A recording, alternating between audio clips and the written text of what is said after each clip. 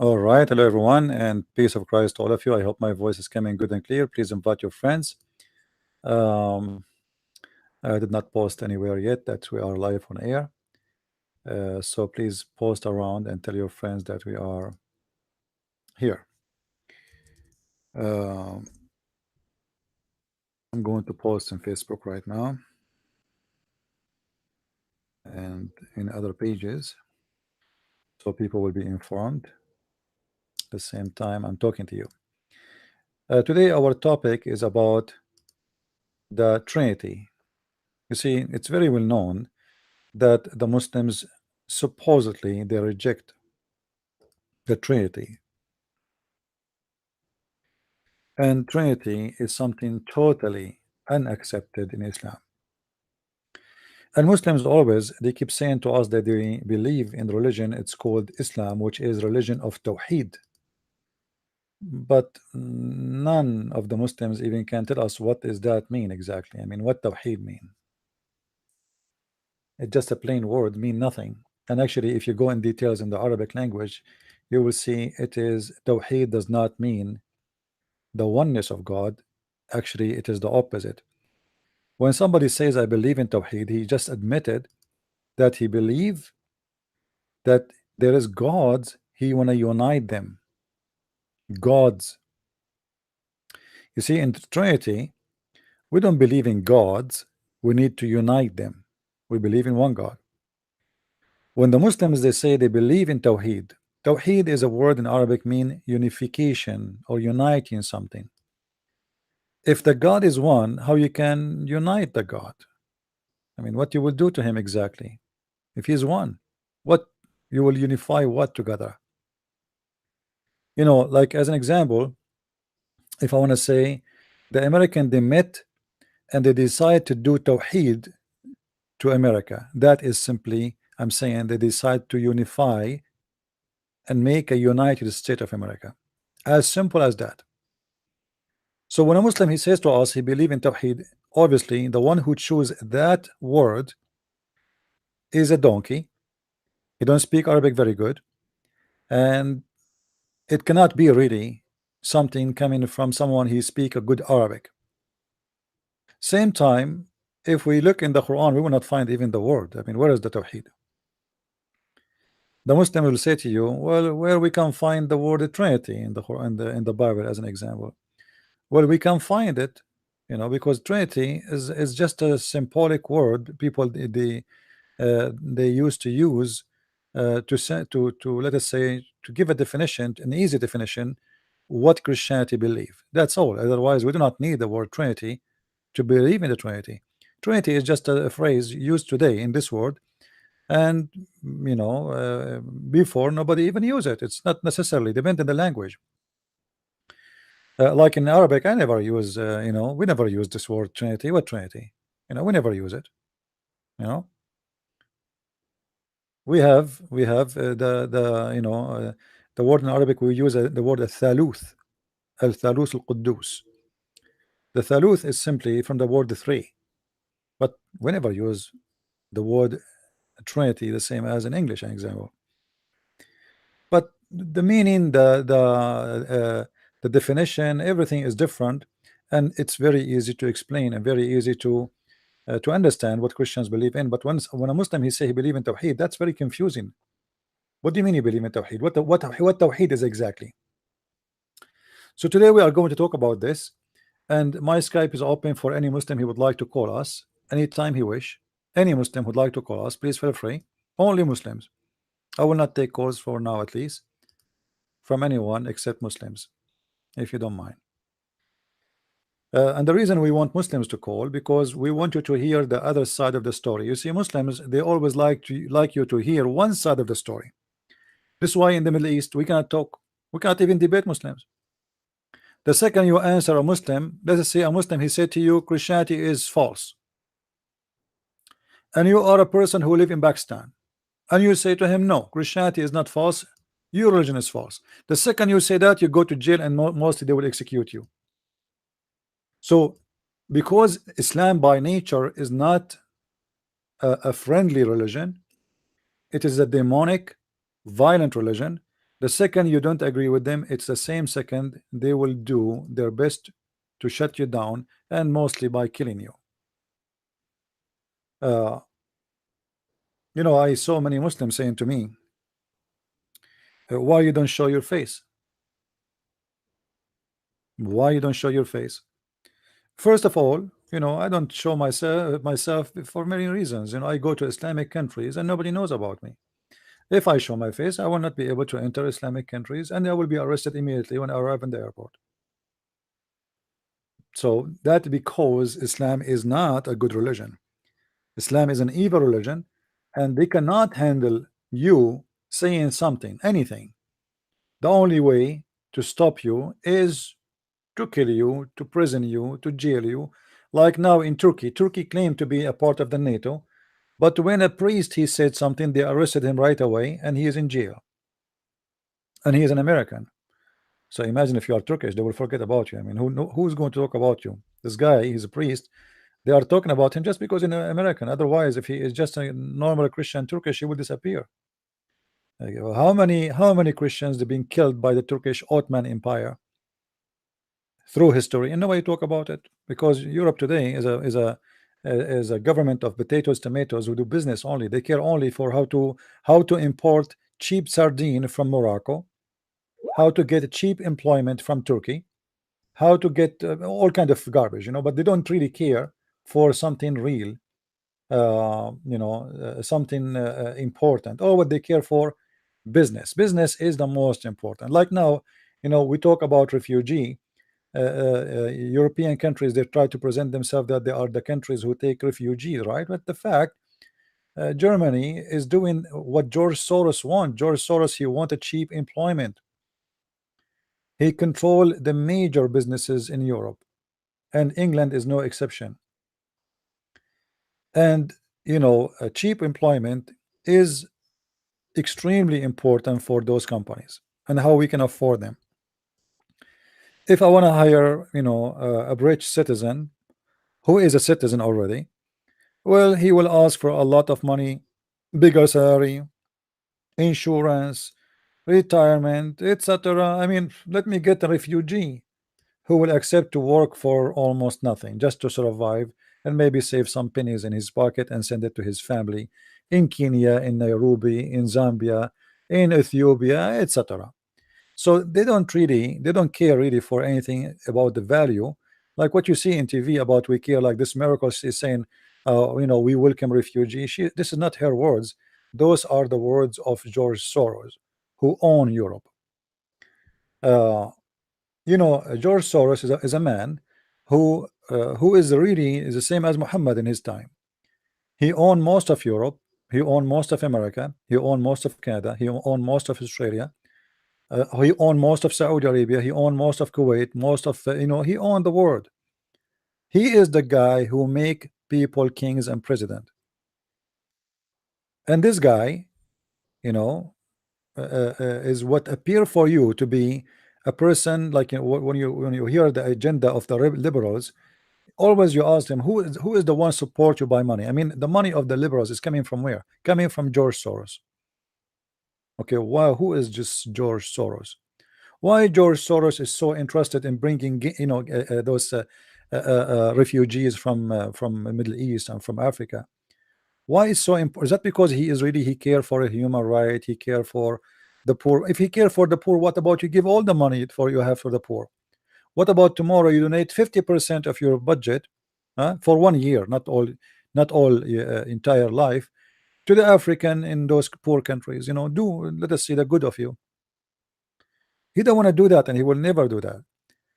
They donate only for parties who want to take control of countries, to make a president win or to make a president lose. If the president go against them like Trump, they will give him the hell of time, and they will do everything in their best so they can take him down. As we see right now in America, Trump, he presented a guy for the Supreme Court to be a judge, and he is a conservative judge. So the conservative judge, that will make the majority of the judges in the Supreme Court of USA, they are conservative, and this is a big problem to George Soros. how he can control America after now. So look what happened. Every like this guy, suddenly a woman, she appeared and she said this guy, he you know, he tried to rape me. And then another woman, she said his guy, he exposed his penis to me. And then a third girl, she said he was trying to kiss me. And I'm sure they will bring more. Now every whore in the country, suddenly she became molested or being attacked by this guy.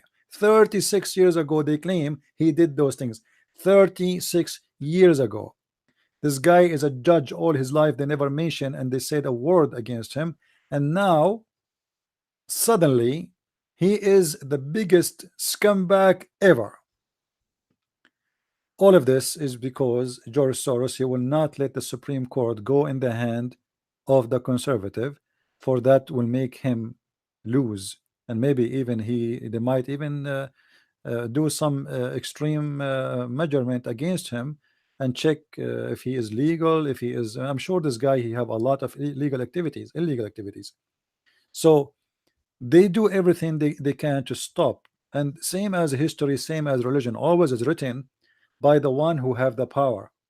You see, they asked me about Hitler. For sure Hitler is a criminal, there is no question about that. But if Hitler was the winner in Second World War II, do you think anyone will dare to speak against Hitler? Do you think any of you will dare to say if you are Nazi you are rejected, or even you will be arrested?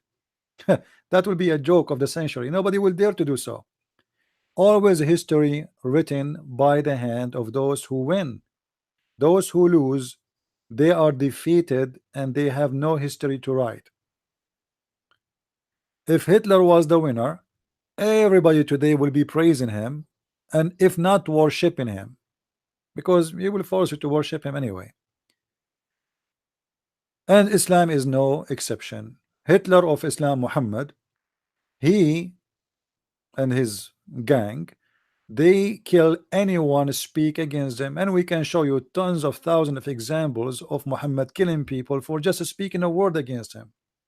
As an example, there is a woman, her name is Qirfa, or there's a guy, his name Abu Akif, or we can quote many stories where Muhammad, he killed people just because they said an opinion against him. Somebody, if you say Muhammad is a false prophet, the second you say that, you will be a target to be assassinated by Muhammad gang. Now Muhammad, or let's say the gang of Muhammad became victorious, and they are the one who's writing the history. And the one who write history is the one who tell history.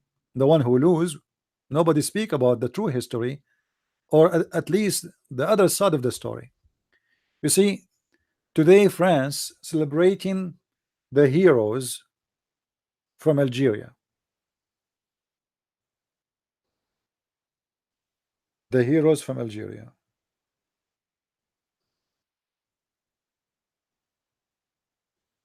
But the heroes of Algeria in France, they are traitor in Algeria. So look, this the two sides of the story. One country is celebrating the Algerian people who joined the French army fighting against the Algerian, calling them heroes. Another country consider them a shameful people who they are betrayed their countries, and if they go there, if they're still alive, they will execute them. Two sides of the story. For one country, they are, they are heroes. For the other countries, they are criminals, and they are people who betray their own people, and which means they brought nothing but a shame to themselves. So always when you hear somebody, try to find the two side of the story. And this is why I want Muslims to call me, because I want Muslims to present the two side of the story. We don't want to be the same as the Muslims who like only to hear one side of the story. I don't like that. This is why I encourage Muslims always to call us and we hear them. Now the last debate I have with this guy Dr. Ruhi, if you remember, if you notice, there is some Muslims posting in the text saying this guy is not an imam and he is not a doctor, this guy is a liar, etc. Okay, well, let us say the Muslims are saying this guy is a liar. By the way, this guy, he have a chat room in Paltalk, he's very well known by the Muslims, and none of them he says that this guy is not a doctor and he is not an imam. But because the Muslims always, when they are so much disappointed of debating, or of a debate happened, like if you remember, when I debated Imam al-Husaini, Husham al-Husaini. Let me see. A poor bird hit my window. I feel sorry for him.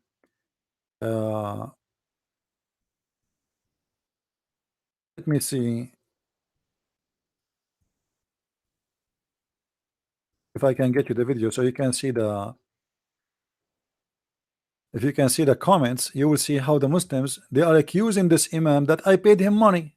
I mean, this guy is the head of the Islamic Center of Michigan. He was a consultant for George Bush, supposedly, the stupid George Bush. I don't know how he hired them. God knows how much money he made from the stupid American government. He is a big sheikh for those Abdul in specifically in Michigan, and suddenly he is being paid by me. Why? Because in the debate I made him shish kebab. The Muslims, they cannot, they cannot be honest and say Islam is stupid. Islam, nobody can defend it. It doesn't matter if this guy al-Husaini or someone else. It doesn't matter who is he. What about you bring me the best you have and let us see if he can do better. Can you?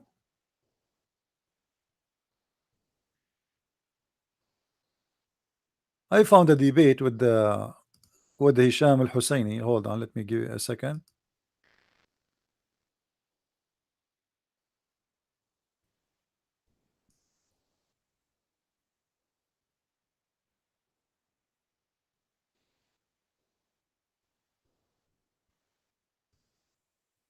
Okay, let's see here. Hisham al-Husaini.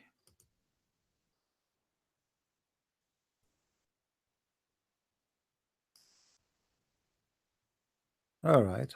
شكرا لكم. اهلا وسهلا. معي كمان الاخ كريستيان. اهلا وسهلا بك. تفضل، معك 7 دقائق من الان. اولا يعني نبدا بالسلام، سلام المسيح على الشيخ هشام، ونرحب به معنا في البرنامج، واتمنى ان يكون هذا النقاش. This is a sheikh. You will see him in the screen. This guy, and when he started speaking with him, as you see, he is wearing the Islamic clothing, and he is a sheikh, and he is well known, and he have interview with the Sean Hannity in Fox News. I mean, this guy is very well known. Still, the Muslims, because they were very much unhappy by what happened in this debate. So what they will do? They have to make a discredit like to this guy. He obviously he cannot be a sheikh. I mean, how come he is sheikh but he is so stupid? I mean, have you ever a Muslim he can answer anything? Why you are blaming me? Look how many interview this guy he have. Fox News, all kind of, they could not make him say the truth. Look, this is in Fox News. This guy is very well known, and just because he could not answer me, the Muslim Abdul, they accuse him to be a false sheikh, and even I paid him money, and maybe I gave him some potatoes, tomatoes. This is the scenario always. Anyone I debate, I hope the screen is coming. This is the guy. Anyone I debate, he will end to be in the garbage bag of the Islamic basket, because they cannot explain why he could not answer. They could not explain why Islam is so stupid. So what we will do now, I mean, okay, Islam is really in trouble. Islam is stupid. Islam is crazy. If you watch the debate, this guy was jumping left and right. He don't know what to do with himself. He have no idea what to do. الله ترسه هو التقية، هو ترس الله، وبالتالي حتى رسولكم يقول وأئمتكم تقول بأن دفاع الله عن نفسه هو بالكذب، ولهذا نرى القرآن يقول بأن الله قد شبه بالمسيح شخص يشبهه فدافع عنه بهذه الطريقة، وبالتالي فإن الله في القرآن غشاش. المسيح نهانا على أن حتى نقسم إما أن. Anyway, if you see, you can watch the debate in Arabic. You will see how the Muslims, the guy, he is going crazy. He's like, shaking his head. He want to bite himself. He want to beat himself. He don't know what to do. In the beginning of the debate, guys, this guy, he gave me a speech of how friendly Islam is. We today, thanks to Allah, today we are going to talk, me and you Christians, and we are brothers and sisters. And it happened today in this occasion that the same day Maryam, she was born, like the Muslim, they knew when the day of Maryam she was born, and the same day Fatima she was born, but something like that. I forgot exactly. Like about he spoke about Fatima and Maryam, and you know, like if you hear him, you would think this guy is an angel. After I start spanking his religion, suddenly he said in the debate, they will cleanse people like me, which means they will kill us all, people who like me, and he accused me to be a Zionist.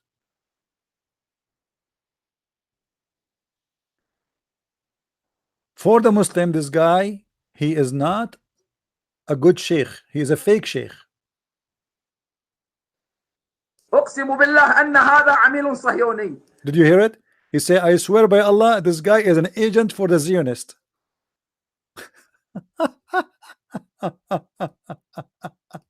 عندك 3 دقائق تفضل. طيب يا أخي، أقسم بالله أن هذا عميل صهيوني، وأنا لا أتشرف باللقاء والمناظرة مع عميل صهيوني. إنه يكره عيسى، إنه يكره التوراة والإنجيل، لأنه يسيء إلى المسيحية بهذا الأسلوب، يسيء إلى الله بهذا الأسلوب ويتهجم.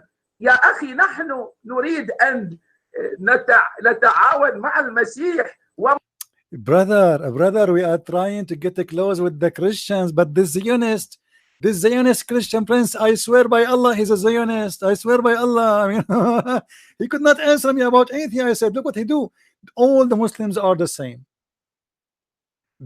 What is the answers? All the things I said, answer me. I am a Zionist. I am a dinosaur. I am whoever I am. Who care? What about you give us questions or answers for what we said already? This is what you have. He's Zionist. So all of them, they are from one, like they have one agenda.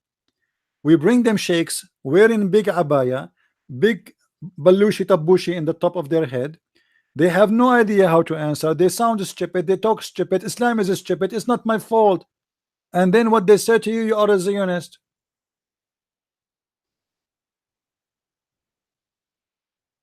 And you know, this is one of the funny things, by the way, about things I do. Because I always say things as it is. As an example, the Protestant get upset from me because I defend the Catholic. I'm not defending the Catholic. I'm saying the truth.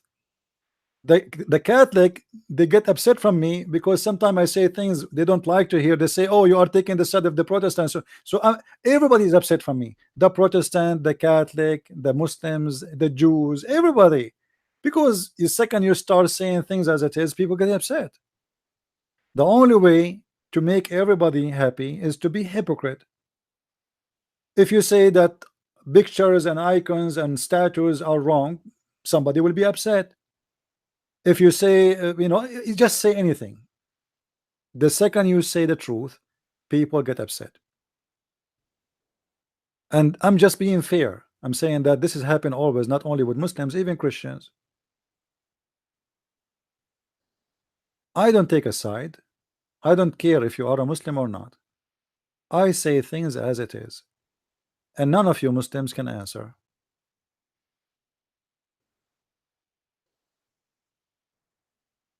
For me, I don't care what even like a Christian sect you are. I don't care if you're Catholic or Protestant, because those names mean nothing for me. Honestly, they mean nothing for me. I believe all those names are not even Christian names. Those are from the devil who divided us to make us churches, not one church. Christ is the leader of one church, and all those who believe in him, they are his followers. There's no Catholic, there's no Protestant, there's no Orthodox. All of this is from the division of the devil, and I refuse to be part of his plan. Same as Islam. Islam could not conquer the Christians by Islam, so we conquer them in different way. We make them Catholic and Protestant, and we make them kill each other. This is what the Quran says, chapter 5 verse 14. I will string hate and enmity between them until the judgment day. Who? The Christians. Who is talking? Allah. And who is Allah? Muhammad.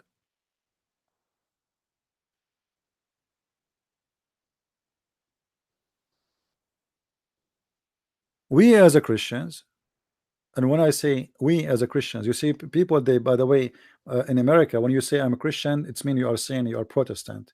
That's not true. You see, Christian is anyone who follow Christ. Christ is not a name for the Protestant or the Catholic. So we as a Christians, which mean whoever believe in the Messiah to be our Savior, we should be always united against anything is evil. All of us, we are united by him, that he is our Savior who died for us in the cross. He resurrected. He believe in the Father, the Son, the Holy Spirit. We believe in everything is the same, and the differentiation between those churches is very silly. But you know what, when the devil, he want to divide, he make you really like a Muslim who hate everybody around you. You will see, you know, if you go right now, search for the number 666. Sometime the Antichrist is Trump, the Pope, Hillary Clinton, Muhammad. As you wish, you can make the number as you wish, you know. I mean, anyway, but there is people. I mean, sometimes they mention names are very funny. I mean, what those names have to do with the Antichrist? Everybody have his own agenda, and you, when you try to be honest, you don't take a side of anyone, you will find yourself alone. You see, when Muhammad, he claimed to be a prophet, he needed a group to join. He cannot be a prophet without a group. It's the same as somebody going inside the jail and you don't have any gang to join. You have to join a gang to protect yourself. So Muhammad, now he claimed to be a prophet. What he will do? How I can be a prophet? I am not a Christian. I am not a Jew. I am not a Sabian. So what I will do? Muhammad, he found a very smart solution. I am all of those. I am a Christian, I am a Jew, I am a Sabian. But the Sabian, they hate the Jews and they don't believe in the God of the Christian and the Jews. In the book of the Sabian, they call the God of the Jews Satan. That's what the Sabian believe. And the Sabian, they hate the Jews for and the God of the Jews for a very simple reason. Anyone knows why? Anyone remember why? Who remember why the Sabian? We mentioned that before. Why the Sabian, they hate the God of the Jews?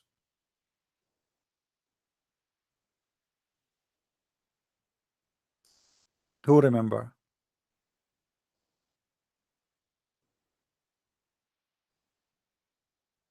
Nobody?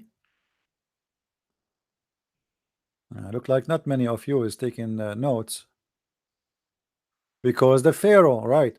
So, you know, the Sabian, you see, many people do not know that the Sabian, they used to be one of the biggest religions. Actually, they are the biggest religion in the old, let us say, in the ancient land, which is like Middle East and uh, Egypt and etc. And the Sabian believed that the Pharaoh himself was a Sabian.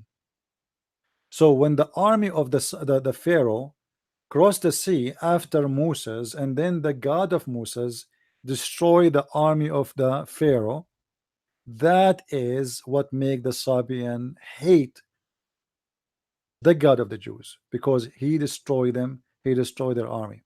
So the Jews are an enemy for the Sabian. They hate them, they pray even against them. Muhammad, when he came to exist, he found around him three groups. He found Jewish, he found Nasara, not Christians. Nasara, it's a Christian cult like Jehovah's Witnesses, and he found Sabians. Those are the biggest three groups around him. Now, for the sure, the Jews are not really big, you know, nothing, for a very simple reason. Judaism is not based in conversion, which means you cannot convert to be a Jew. You know, you cannot. Now you see some groups today, because the Jews, they are shrinking by number, they are accepting people to convert, but in fact they never did that. You know, this is not really part of Judaism. To be a Jew, you have to be born of a Jewish mother and a Jewish father, but specifically a Jewish mother. So it's like something you inherit by birth more than something you can convert to. You cannot convert to be a Jew. So Muhammad, he wanted to be part of a group And because he is a politically correct person, as long he is weak. In the beginning, he speak to the Sabian, he's a Sabian. He speak to the Jews, he's a Jew. He speak to the Christian, he's a Christian. The same as Obama. As you see in front of you, Muhammad, he promised the Christians, the Jews, the Sabians to go to heaven. I mean, why the Sabian will go to heaven? The Sabian, they worship stars, they believe in creators, there's many gods, and those gods have ranks. So how we promise the Sabian uh, to go to heaven? What is the really the what is behind that? People don't want to think about it. Why Muhammad is promising the Sabian to go to heaven? I challenge any Muslim to tell me why. If there's any Muslim can tell us why the Sabian will go to heaven. You see, the Muslims, and this is a clear proof that Islam is a false religion. The Muslim, they say to us that Muhammad, he believe in the same God of Christianity and the God of the Jews, but the Sabians, they hate the Jews and the Christians gods. It is their enemy. In their books is written that say the devil Adonai, you see, Adonai is one of the words described by the Jewish scriptures about God. Adonai, the same as you say Elohim. So Adonai, the God of the Jews, who taught them to do circumcision, this is an act of the devil for them. You see, the Jews are devilish people. Why? Because they do circumcision.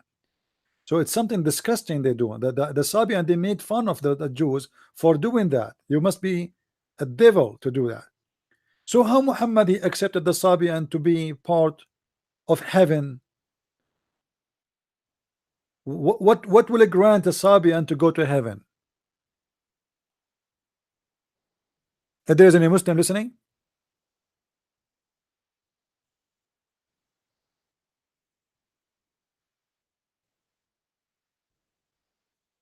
anyone who is a Muslim is listening, he can give us a little answer. What really is the reason for the Sabians to go to heaven? What they did exactly, what they believe in, what they share with Islam to make them believe, or to make them consider to be believers. Do the Sabian believe in Allah? Muslims, do the Sabian believe in Allah? The answer is yes. Muhammad is a Sabian, and Allah is a word used by the Sabian too. But Allah is one of the gods of the Sabians. The Sabian believe in many gods. You see, in the Arabian Peninsula, uh, every territory, they have their own god. So as an example, in big territory in Europe, they used to worship the sun god. The sun. Okay, now we have the sun in Europe. Let us open a map. Hold on. Give me a second.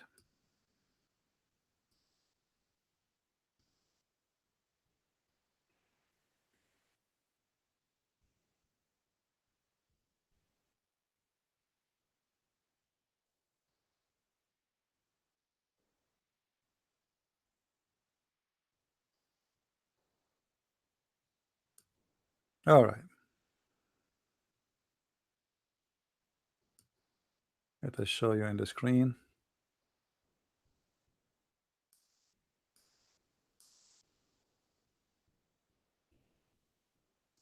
Okay.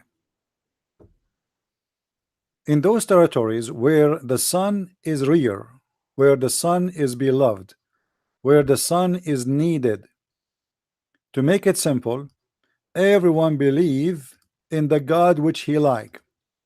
So in those countries where the sun usually does not appear much, people miss it, they love it, so they worship the sun. In those countries where the desert is the major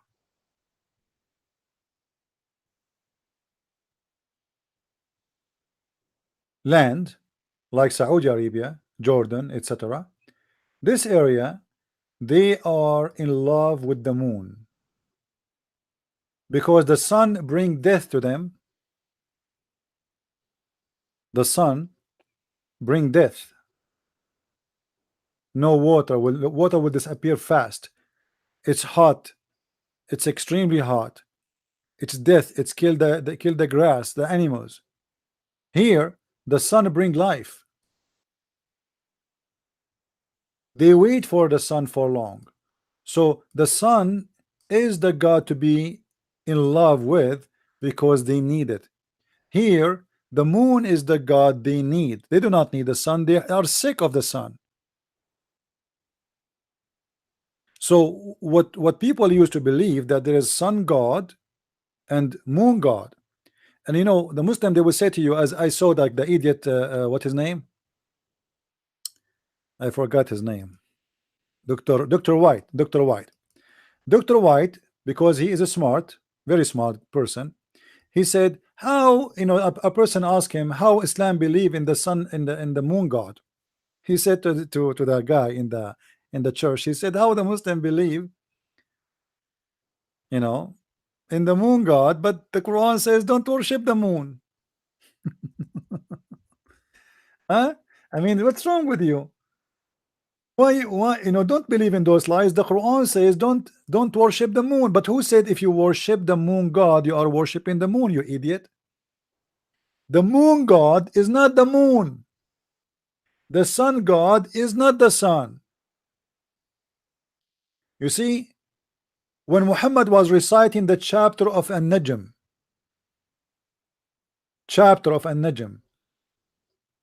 and his cousin, he said, Kafartu bi Rabbi Najm. I am a kafir in the Lord of the Najm. I don't want to believe him.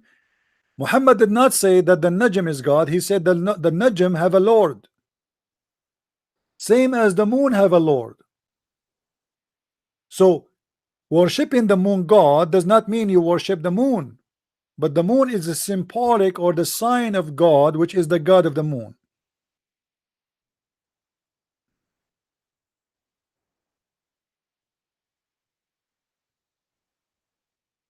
Don't listen to people who have no education, even though they have a PhD, because PhD sometimes is a sign of being stupid, not sign of being smart.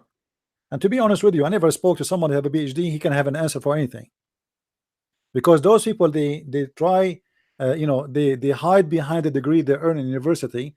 But the degree have nothing to do with knowledge. It is a degree to earn by making certain search and certain study, and you have to be accepted by a certain person, and maybe he's a donkey too, and you think you are a big guy, so he give you a PhD. PhD is not a reason to believe that someone is knowledgeable about what he speak about. I remember once I sat next to a blind man in a bus, and it was like few hours travel, and I was astonished by the knowledge of this man, and he's blind. Unbelievable. He's like a walking, talking library. I loved sitting next to him for those 2 hours, and I'm assure you he have no degrees. So to go back to the topic, which is about the Trinity in Islam,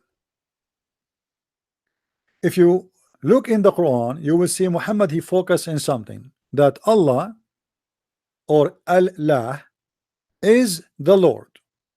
Okay, where is this Lord is located? He is located in heaven. Let us make an empty space here so we can draw.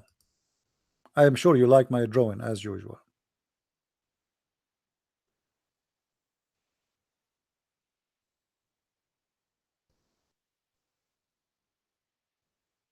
Or maybe we should go to Google Earth. Yeah, let us go to Google Earth. Give me a second.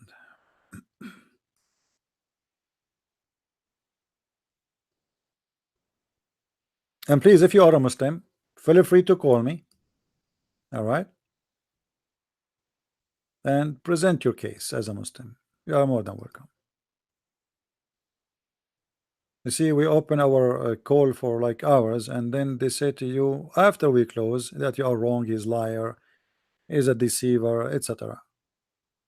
But during the time we are on air, they don't call us. Where is Google Earth? Here we go.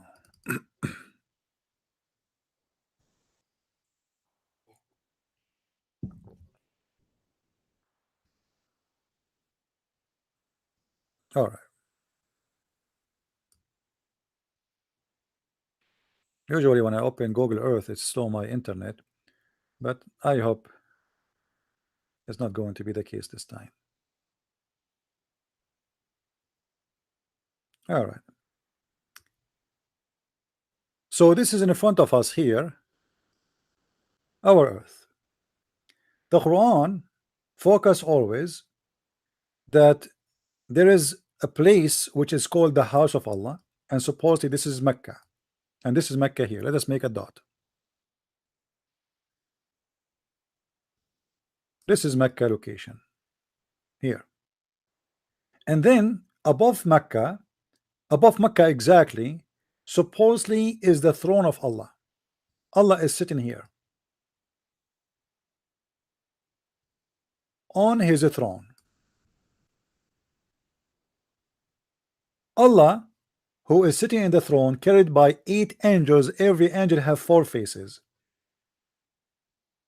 Underneath of him there is air, and above him there is air, as the hadith says. Allah, he sent Adam to India, and actually specifically to Sri Lanka. And then Allah ordered Adam to do Hajj all the way from Sri Lanka all the way to Mecca. I hope the screen is coming clear to you guys. Let me know please if you have any problem. Is it coming good?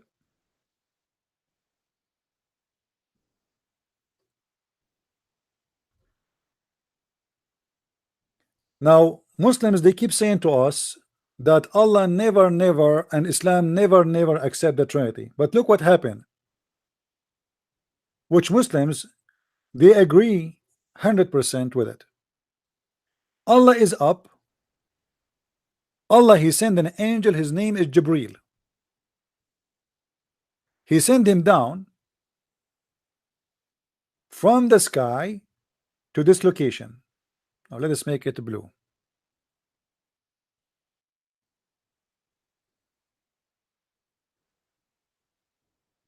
Or red. And then in this place, Allah created a man, his name is Muhammad.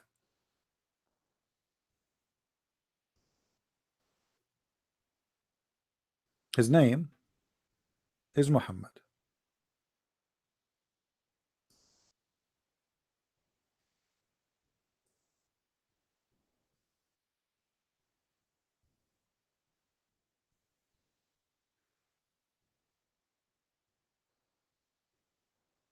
And notice with me right away how the Trinity is created. We have Allah in the sky, he have a job, he is the Lord. We have a middleman, he is an angel, and actually the Muslim, they call him the Holy Spirit. And then we have a guy who is a human being, his name is Muhammad, and he is the one who will accomplish everything to make Islam spread and to make people worship Allah.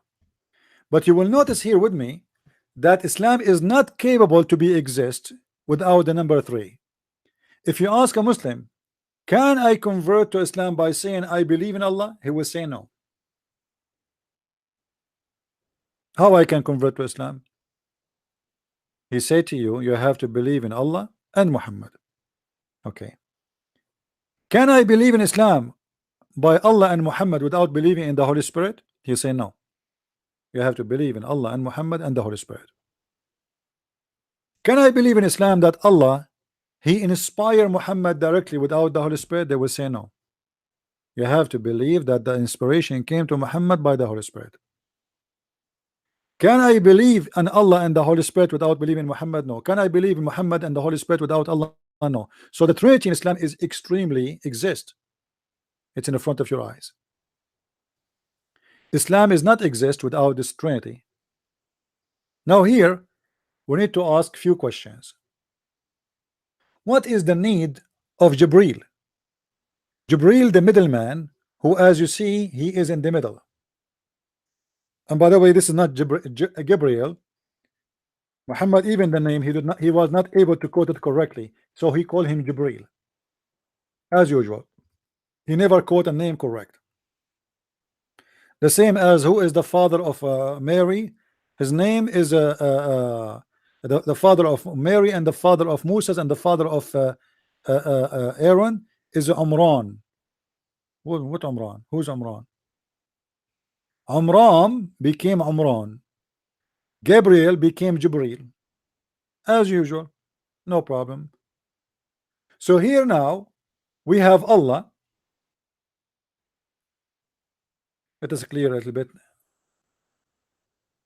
the screen.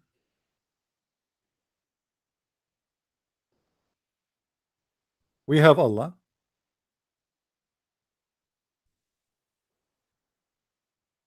We have Jibril and we have Muhammad. The Trinity of Islam is based, or Islam is based on this Trinity.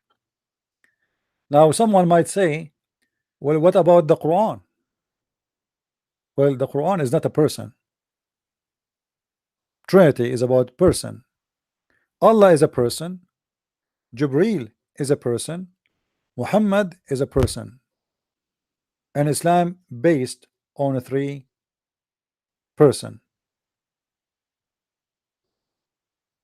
But you will notice with me that Islam try always to replace the name of the Messiah.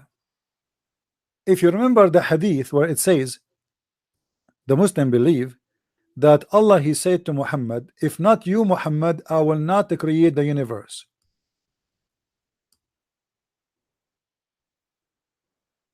If not you, I will not create the universe. So Allah did not create the universe for any reason except for Muhammad. The reason for you to exist, me and you, is very simple, that Allah, he wanted to create something for Muhammad. The purpose of the creation for the whole universe is one person, his name is Muhammad, as you see. And that is exactly what we learn in the Bible about Jesus. By him and for him everything was created. The difference here, by Allah and for Muhammad, everything here is created. Are you getting the idea? Where in the Bible it says by him and for him everything is created? Who can remind me? Which verse? By him and for him. That is about Jesus. Muhammad, he is just another cult like Jehovah's Witnesses. He tried to replace the Messiah. In fact, in certain time, Islam speak about Muhammad is as the Messiah.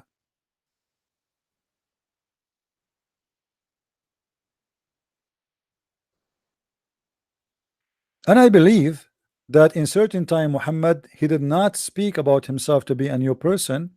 He spoke about himself to be the Messiah. And I will make it simple for you. Muhammad, he had many names. The most famous one is Muhammad. What Muhammad mean? Muhammad mean the praised one. Okay, if Muhammad is the praised one, who is God? Who's God? Muhammad is the praised one. See, Muslim, they believe in the Trinity, they believe in Allah and Muhammad and Jibril, but the praised is one. His name is Muhammad. The second Muhammad, he called himself such a name. He announced himself to be God, for he is the praised one.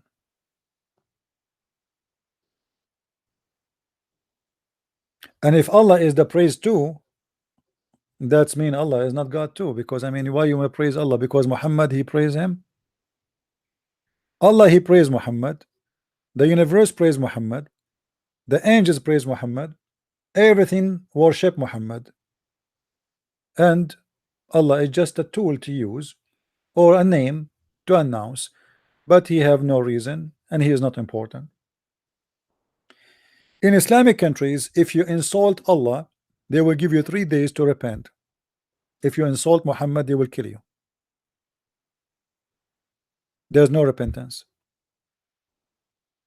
Why? Because Allah is less important than Muhammad.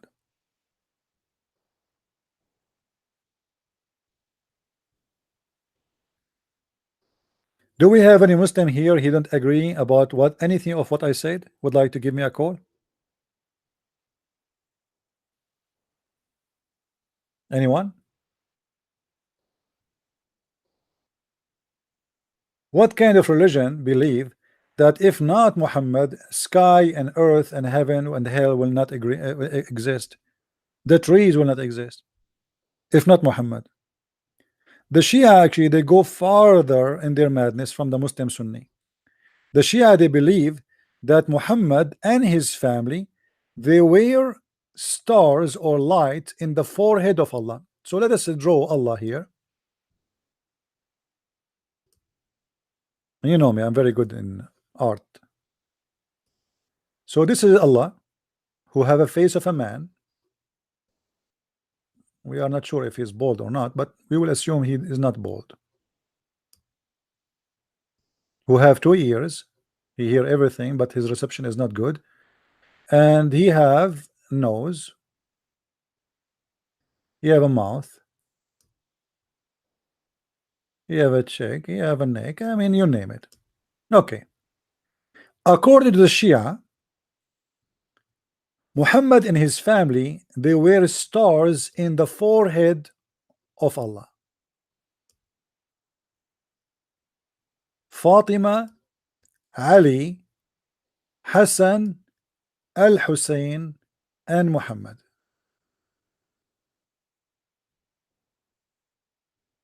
They are made of light, and they are not a human. This is what the Shia believe. Now remember, the Shia, they have a you know, they are like the master of taqiyya, and they always, if you ask them, do you believe in this, they will say to you, no, we don't believe in this. But if their videos are in YouTube in Arabic, you can watch. There's thousands of them speaking about Muhammad, that he is a light. And like, I can quote them even in Arabic. I can do even the same exact voice. حبيبي هذول ما هم بشر, هذول مخلوقات نورانية, هذول ما هم بشر عيوني, هذول نور, رسول الله نور, فاطمة نور, الحسن الحسين أنوار, هذول أنوار أخوي, كلهم أنوار. All of them, they are made of nur. And they used to be in the forehead of Allah, and Allah, because of his mercy, he sent from his nur 5 stars. Are you getting the point? This is the Shia.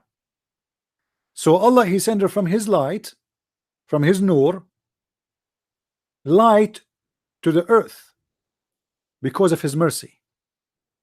He don't want us to stay in darkness.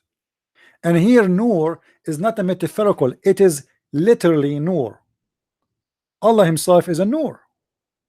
So Allah is nur, Muhammad is nur, Ali is nur, Fatima is nur, Hassan, Hussein are nur, and this is the family of Muhammad and his granddaughter, and all of them, they are made of light. If you ask the Shia, what is the proof that Muhammad is made of light, they will say to you,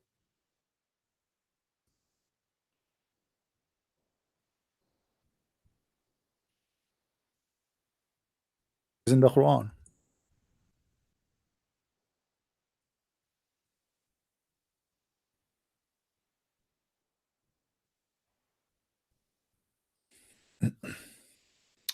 Chapter 33 verse number 46 says, وَدَاعِيًا إِلَى اللَّهِ بِإِذْنِهِ وَسِرَاجًا مُنِيرًا. Chapter 33 verse number 46. Translation. You can choose anyone you want.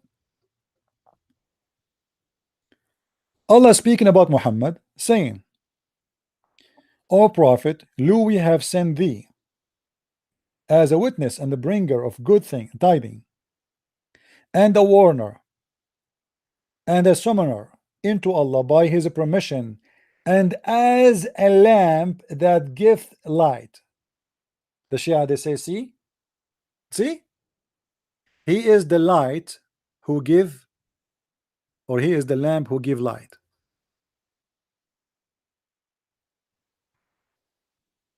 It's the Quran. Now here we ask ourselves a very simple question. If Allah is the one who spoke and he is the one who said what is being said there, how God can say such a thing?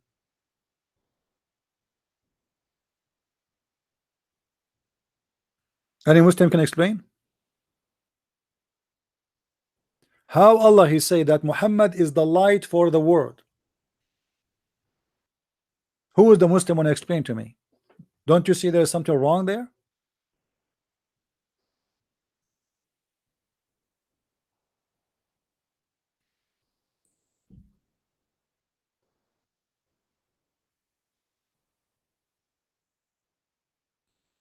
Anyone?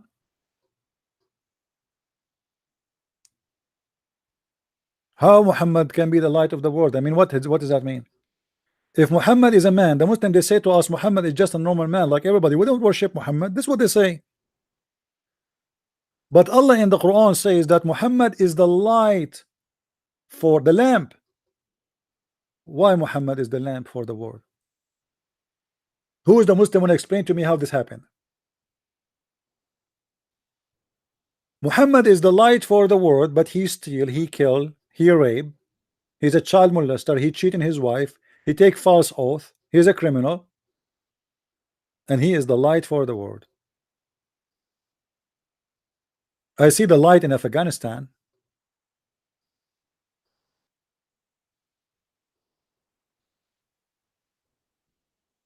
You see, when you say, when the Quran, like, if I give my own translation, the Muslim they will say he is lying. It doesn't say that.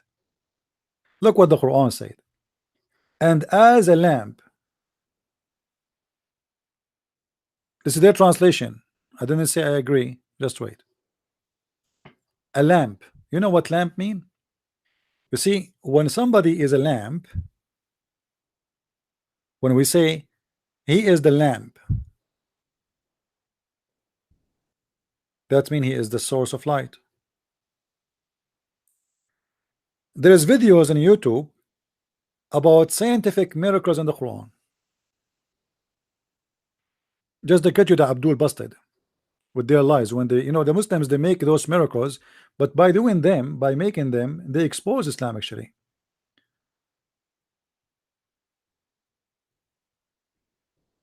Let me close some applications. Very close. All right.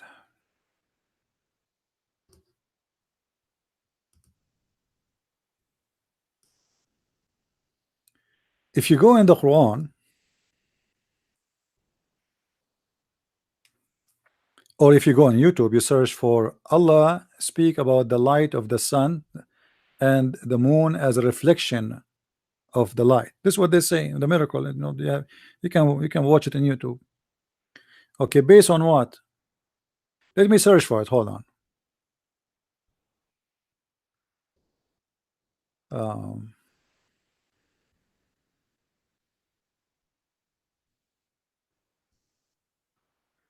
Moon reflection Quran miracle. I will find it for you. All right.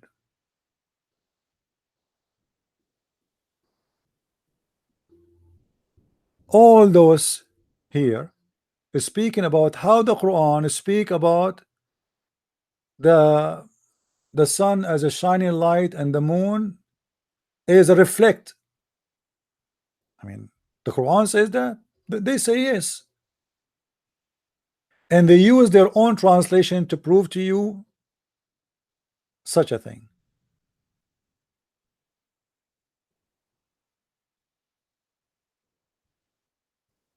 Quranic science or science, sunlight versus moonlight. All right, science, huh? All right. If you go down here, it says nature of light, the light in the Quran, blah blah blah. Okay, here we go, and then here they go here.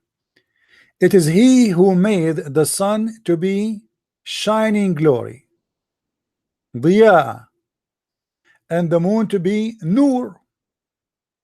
Okay, hold on. Just to show you how Muslims, they are hypocrite and they are liars. They are saying to you that the word nur is a reflection light. This is not me, this is a Muslim website. You see, the website is about Islam, aboutislam.net. The word nur is what? Is the reflection light. The word diya is the shining glory, is the lamp. Okay, and then they quote for you different verse. They say, and made the moon a light, nur, and he made the light, the lamp, siraj. Okay, hold on. The reason I'm showing you the Muslim translation, just to show you how stupid what you just said. They just admitted that Muhammad is God. In the same time, they just admitted that Allah is nothing but a reflection of Muhammad. Why? I hope you guys are taking notes with me. And I hope later I will see some of you downloading the videos and saving those parts. Let us take a note. The word nur is reflection light. The word nur is reflection light, and the word diya is the lamp, according to them, not according to me. Read with me carefully here. If we go down a little bit, it says,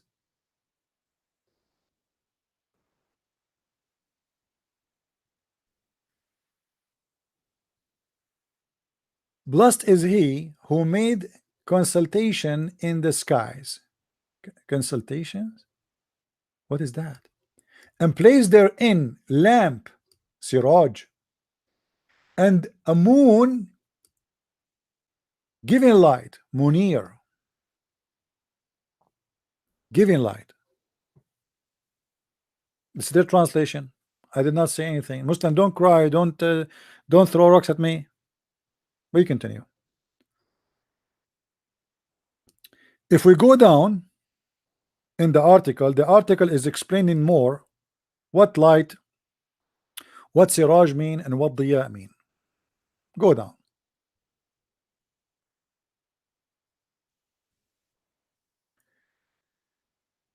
Why were different Arabic terms used to describe each light source?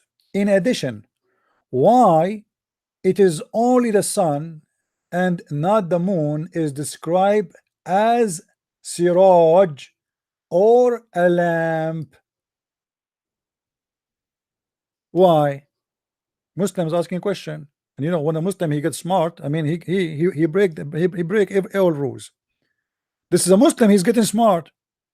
So why Allah in the Quran he described two different light with two Arabic words, they are not the same? Why he called the sun siraj but he did not call the moon siraj? Conclusion: there were two types of light source: direct source like the sun and lamps, indirect source like the moon and the planets, which drive their light from other source. So now the Muslim trying to make you believe that the Quran, because this is God, he knows everything, he knew that the moon is not the source of light, it's just a reflection of light. So he used the word siraj for the sun. He used the word nur for the moon because it's a reflection, right? I mean, it's obvious. But look how stupid that statement is. Just the verse before that, the one we were talking about Muhammad, do you remember what we were reading there? We were reading the Quran describing one thing as Nur and Siraj in the same time. Remember, the Muslim are the one who said Nur is a reflection, Siraj is the lamp. And this is why Allah, because he's so smart, he speaks Arabic very well, he described the moon as Nur, he described the sun as Siraj. But if we go in this verse here, it says that Muhammad is a lamp, which means a Siraj, and he's a light in the same time.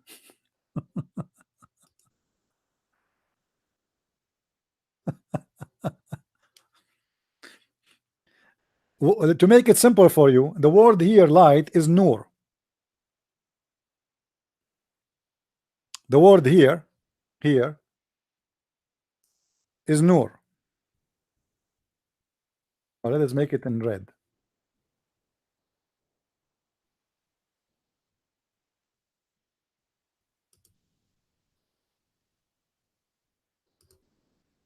This word here is Nur. Okay. And this word here is a Siraj.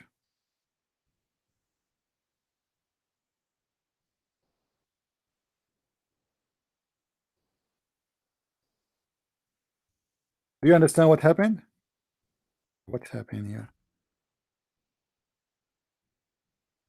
In that statement, in that article, they say Siraj and Nur, they don't match because Siraj is a lamp, Nur is reflection.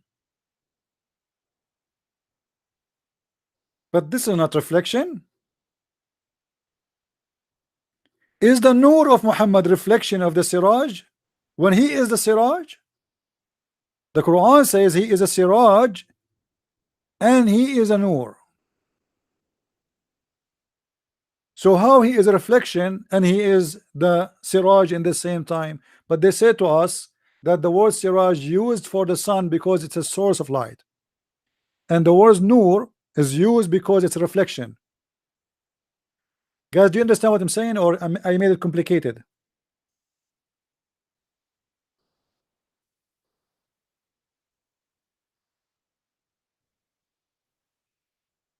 Do you understand what I'm saying, or it became complicated for you? I'm using the explanation in that article about the word Nur and the word Siraj. If we go here in the Arabic, for the Arabic verse, let us switch to the Arabic. This is the Arabic. It says وَدَاعِيًا إِلَى اللَّهِ بِإِذْنِهِ وَسِرَاجًا مُنِيرًا. You see, in the article they say the word Munir. This is Munir. This is Munir. The same word appear in that article. Munir. We can type it with IE, doesn't matter. And this is the word Siraj. Here. Okay. So Muhammad is Munir and Siraj in the same time. But remember, in that stupid article, the Muslims, Abdul, they said that Siraj is a source of light, Munir is a reflection of light. Are we getting now the scam? Anyone get the scam yet or not yet? If Muhammad is both in the same time, that means there's a mistake in the Quran. Because how he is a lamp, which is Siraj, and he is a reflection in the same time. If the word Siraj means source of light, and the word Munir is reflection of light.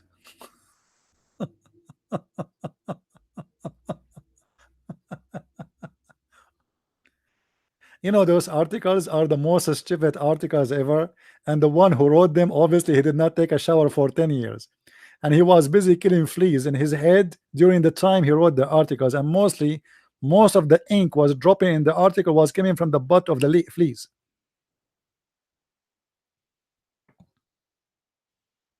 Additional to that, just to get the Abdul busted, the Quran says that Allah is Nur. Allah is Nur. So how the word Nur mean reflection of light if Allah himself is Nur? And now we have a problem because of this article.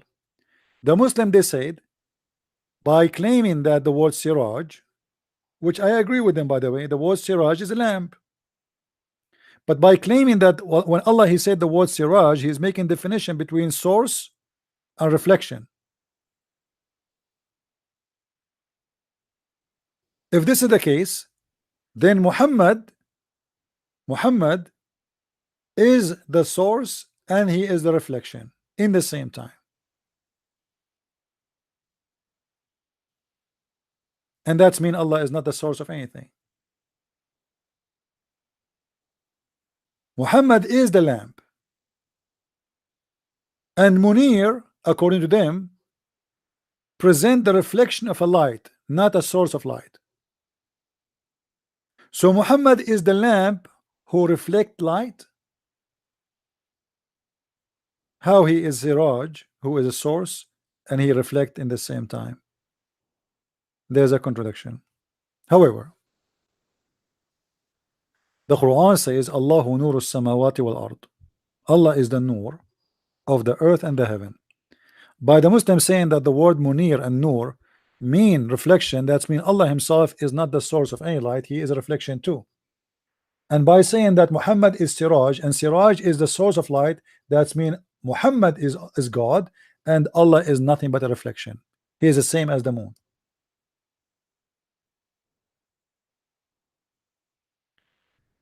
Read carefully with me. There are two types of light source: direct source, the sun like a lamps, and indirect source like moon, plants, which deliver their lights from the source. In more than one verse, Allah SWT described the sun as a lamp because both the sun and lamp share the property of being direct source of light. Arabic language is therefore more exact in using two different terms. Nur, hold on. Nur and Diya. Nur and Diya. That also have same meaning in other languages, are actually different terms of what source light they refer. The Quran also described the sun as Siraj, meaning glowing or a flaming lamp, or to show how sun luminous and bring with a flame. Again, this is so like this is scientific blah blah blah blah blah blah. Allah SWT is Nur. Allah himself is a Nur. Prophet, peace upon him, is Siraj.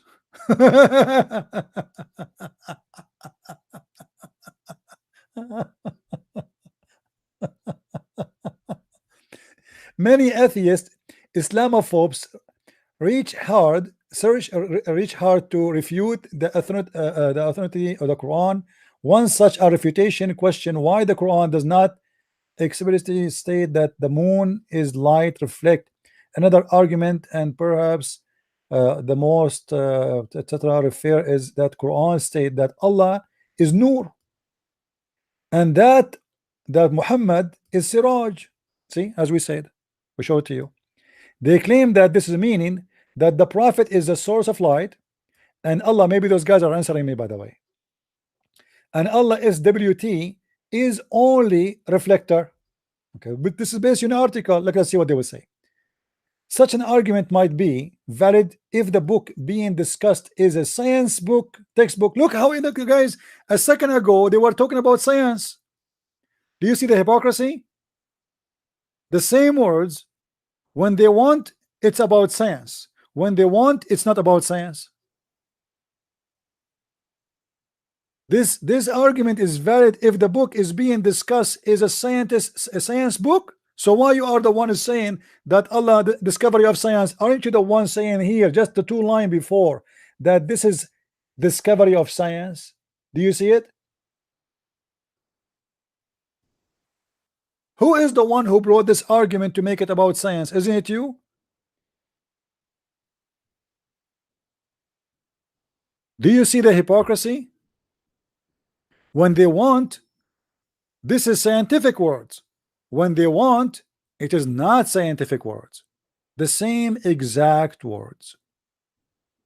However, for me, I don't really care for this scientific thing, because anyway, it's a scam, and we get it debunked easy. The God of Islam actually is very stupid God, and we prove him to be stupid in a very simple verse in the Quran, that he do not know what is the moon about and what is the sun is about. As an example, Muhammad, he said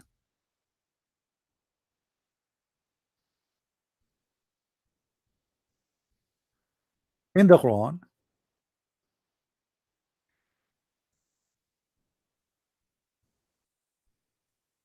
that the night and the day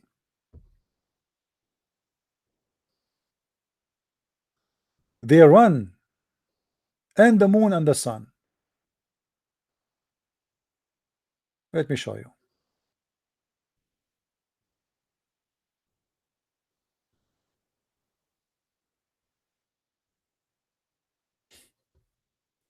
There's no God.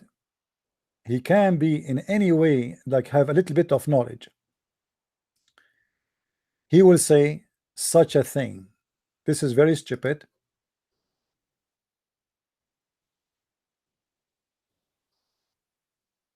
Actually, every verse I see in front of me, I have a mistake, but I want to show you something very clear and very easy. You know, to understand.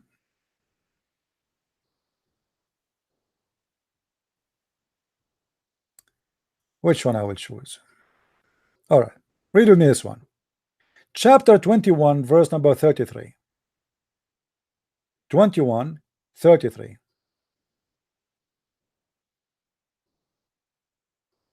I'm going to read the Muslim translation. And he it is who created the night and the day. Anyone notice what is the first scientific error in this phrase? What is the first scientific error? Who wanna tell me?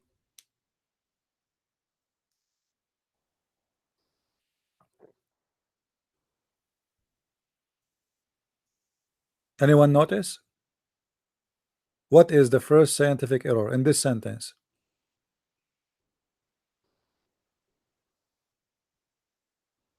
Yeah, he created the night. How you can create the night? The darkness is the absence of light. You do not need to create it. It already exists. It's actually darkness is nothing. You know what I mean? Darkness does not even exist. I mean, this is what we see. I mean, as a vision, but in reality, there's nothing is called darkness. I mean, what darkness? There is something is called light. How you create darkness? That is the first mistake. Then he continue. And the sun and the moon, and they all of them they float, each in an orbit. The Muslim they say this is scientific miracle. Allah saying they float in an orbit. But look what Allah has spoken about. In Arabic it says, which the Muslim a word they don't translate, kullun fi falakin yasbahun. Kullun mean each. What Allah he counted now? Allah he count 4 items supposedly. The one is talking, remember Allah. Item number 1 is the night. Item number 2 is the day. And item number 3 is the sun. Item number 4 is the moon. And then he says each they swim in a ship, not orbit, by the way.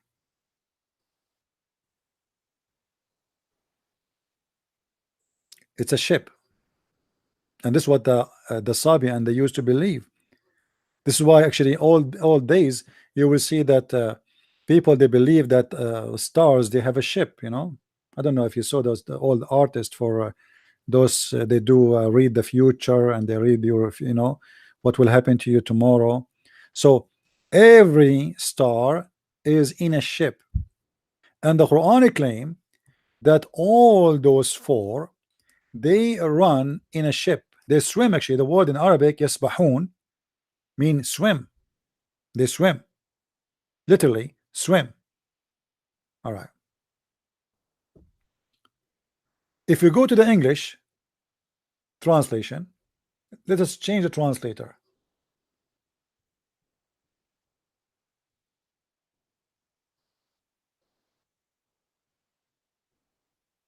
Read carefully with me.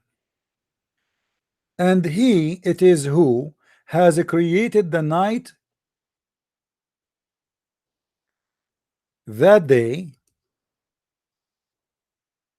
the sun, the moon, and each floating in a boat. Anyone notice the mistake? What is the mistake here? Additional for the first one, where it says Allah created the night or the darkness. Where is the mistake here? Who noticed?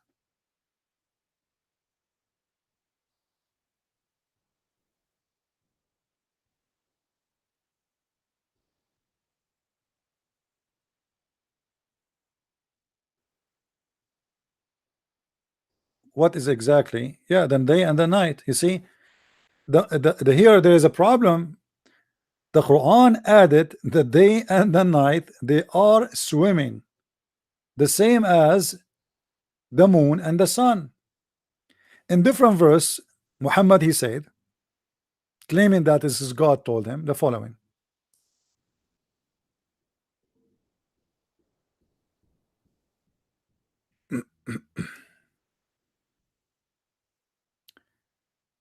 Uh,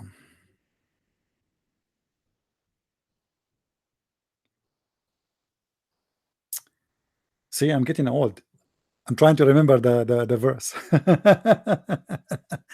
See what happened to you? Oh, okay. What the verse, man? It was in a second in my mouth.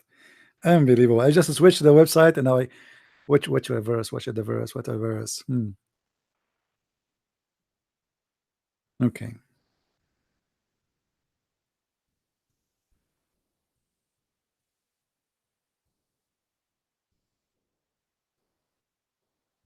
Here we go. Chapter 36, verse number 40. لا الشمس ينبغي لها أن تدرك القمر ولا الليل سابق النهار وكل في فلك يسبحون. Again, the idiot Muhammad is repeating the same mistake. Look what it says here. Chapter 36, verse number 40.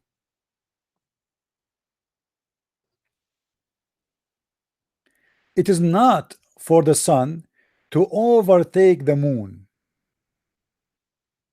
Actually, overtake is not really a correct translation.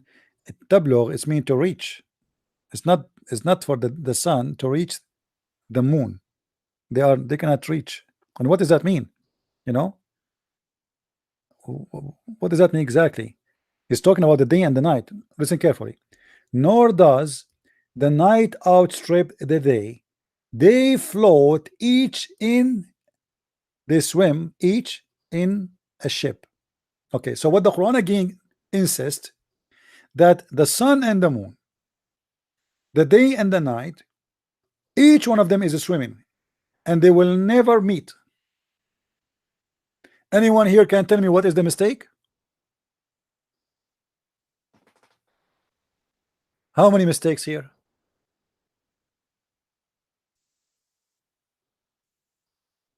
Anyone?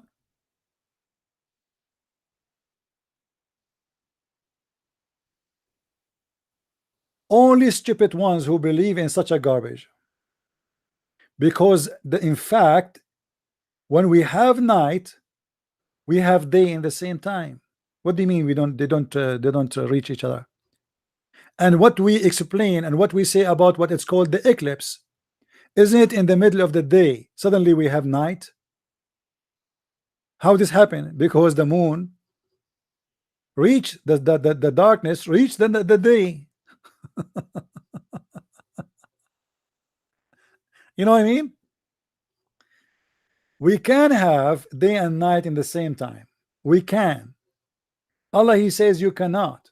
Why? Because the sun is a floating and the moon is a floating, and they will never reach each other, and the moon and the night and the sun and the day and the night, they will never outstrip each other. But for sure this is a stupid mistake because we know that we have day when we have night in the same time. Or what happened, Muhammad, you do not know that when we have daytime in Australia, we have night time in different place in the same earth.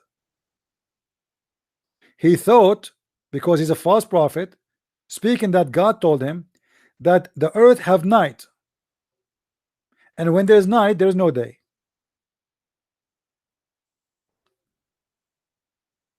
If you go in the Bible, when Jesus speak about the judgment day, you will see Jesus speaking about when somebody is in the field working and someone else in his house is sleeping. But how somebody in sleeping and somebody in the field working?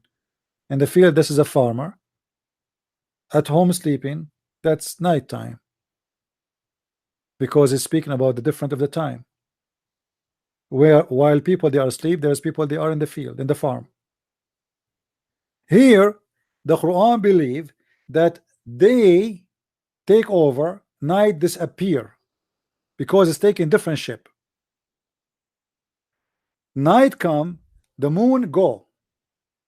To explain this more, just to show you how Muhammad is a stupid. If we go in the hadith, because the Muslim they might say you are just making a, I mean, trying to explain it the way you like. What about we see Muhammad explaining the verse to understand? Do the sun goes really? Yes, the sun goes. Muhammad asked one of his companion, do you know where the sun goes? Do you know?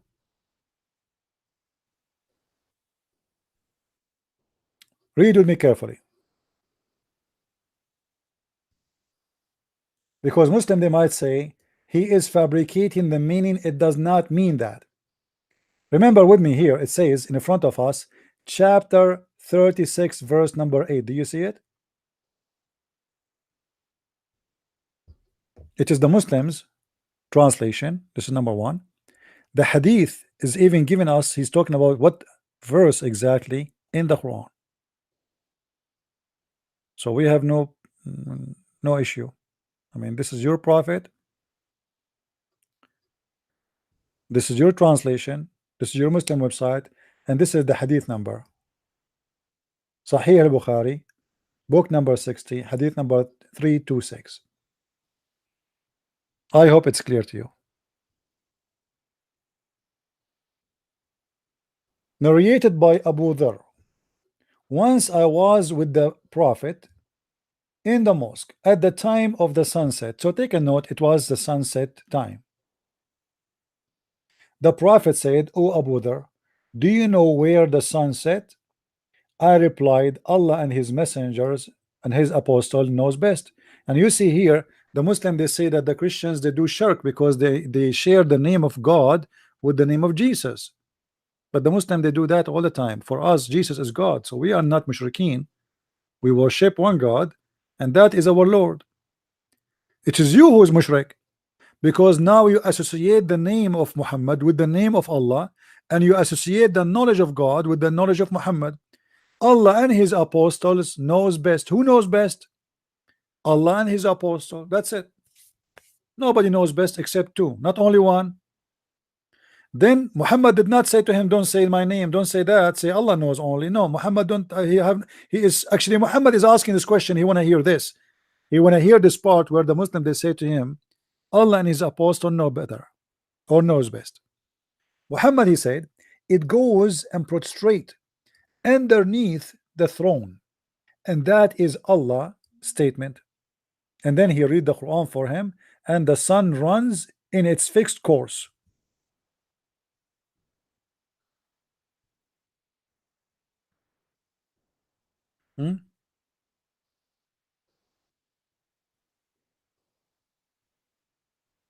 Guys, if somebody have a question, you don't understand of something what I said, tell me.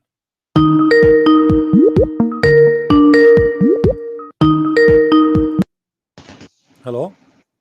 Hey, Christian Prince, how are you? I'm fine, my friend. How is everything with you? Yeah, I'm fine, thank you. I thought because Muslims are not calling and we are out of Muslims, let me try my luck today Sure, with sure. you. No problem. Go ahead. How are you, bro? I'm fine. What do you want to share, my friend? Yeah, isn't this hadith, isn't this a contradiction with the Quran? Because clearly the Quran says something else. It says that the sun goes in a muddy spring, right? Isn't that a contradiction? No, actually, no, because you have to connect the dots together. Because the Quran says that, and the Hadith says too, that the sun goes and sit under the throne of Allah, and the throne of Allah over the water. You know what I mean? Okay, if you, It's not a okay. contradiction, because obviously Muhammad believed that there is Allah. He have a throne. You know, you see what Muhammad is doing. He is a thief. In the Bible, it says that when God created the universe, what was there was created the earth. The earth was covered by water, right?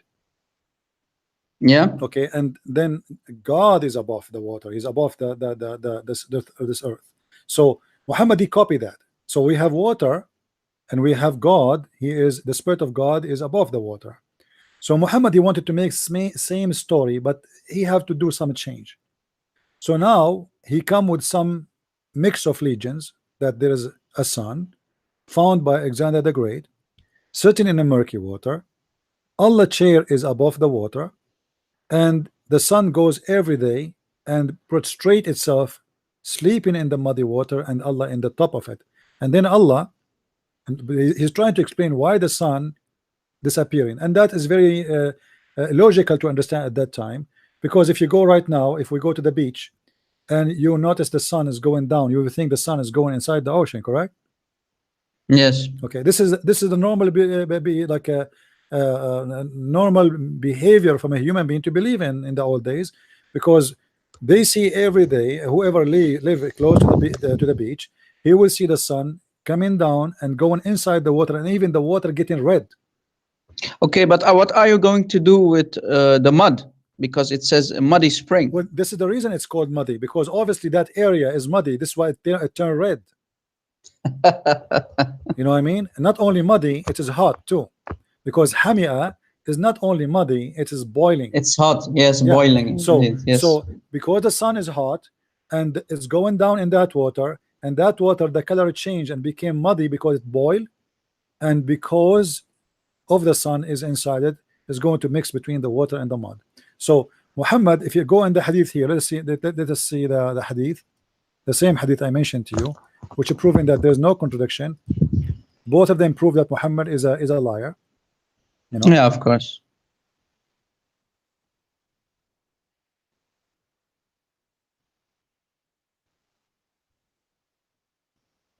Let's see. Do you see the hadith? Here we go. Yeah. I was sitting behind the Messenger of Allah, SWS, this is like a PhD, who was riding a donkey while the sun was setting. He asked, do you know where this set? You see, he did not say where this, you know, what's happening here. He said where it's set. You see the word set? Yes. Okay. I replied, Allah and his apostles knows best, as usual. He Sure. said it's set in a spring of warm water. This is the Muslim translation. It doesn't say warm, it says hot. Warm hamia. Now, Yeah, exactly. now this is not a contradiction, as you see, because the Quran confirmed that. And the Muslim, they try to say to you about the verse in the Quran, that this is how he thought the sun goes, the guy. That, no, it's Allah. It's yeah, Allah saying but that. I mean, the Muslim Yeah. try to defend. They say it is Zulqarnain. He thought that the sun sitting in the murky water. Yes, but it's not actually not Dhul Qarnayn. It's Allah saying that. Yeah, because the one is talking is Allah. It's not Zulqarnain. Yeah. It is Allah Exactly. reporting, because the verse says there, they are asking thee about Zulqarnain. I will tell you some of his story. The one is Yes. talking. He is the one is telling what happened to him, and he's reporting what he found, and he found it sitting in the murky water. So the Muslim, clearly Allah is not all knowing, because he doesn't know where the sun sits. Allah is not all knowing. Muhammad is not all knowing. Nobody is all knowing. The Muslim do not know. Allah knows best, and Muhammad knows best. And shut up! Don't ask me questions. That's the whole story in Islam, you know. Chapter 5, chapter 5, verse 101. Ask no questions. Ask no question. Well, we Christians, we are different, right? We like to ask a lot of questions. We seek the truth, and we are about the knowledge, right? So I have a different question. If we go to chapter 4, CP, chapter 4, ayah 157. Okay. 157. 157. It says, indeed we have killed the Messiah. So the Jews here are talking, right? Indeed we have killed the Messiah, Jesus the son of Mary, the messenger of Allah. And they did not kill him, nor did they crucify him. Question number 1. If we go to the Bible, we know that the Romans killed Jesus, not the Jews. So how is it possible that the Quran is saying that the Jews killed Jesus? That's problem number 1. Problem number 2 is, and it says, the ayah says clearly, and they did not kill him, and I did not crucify him.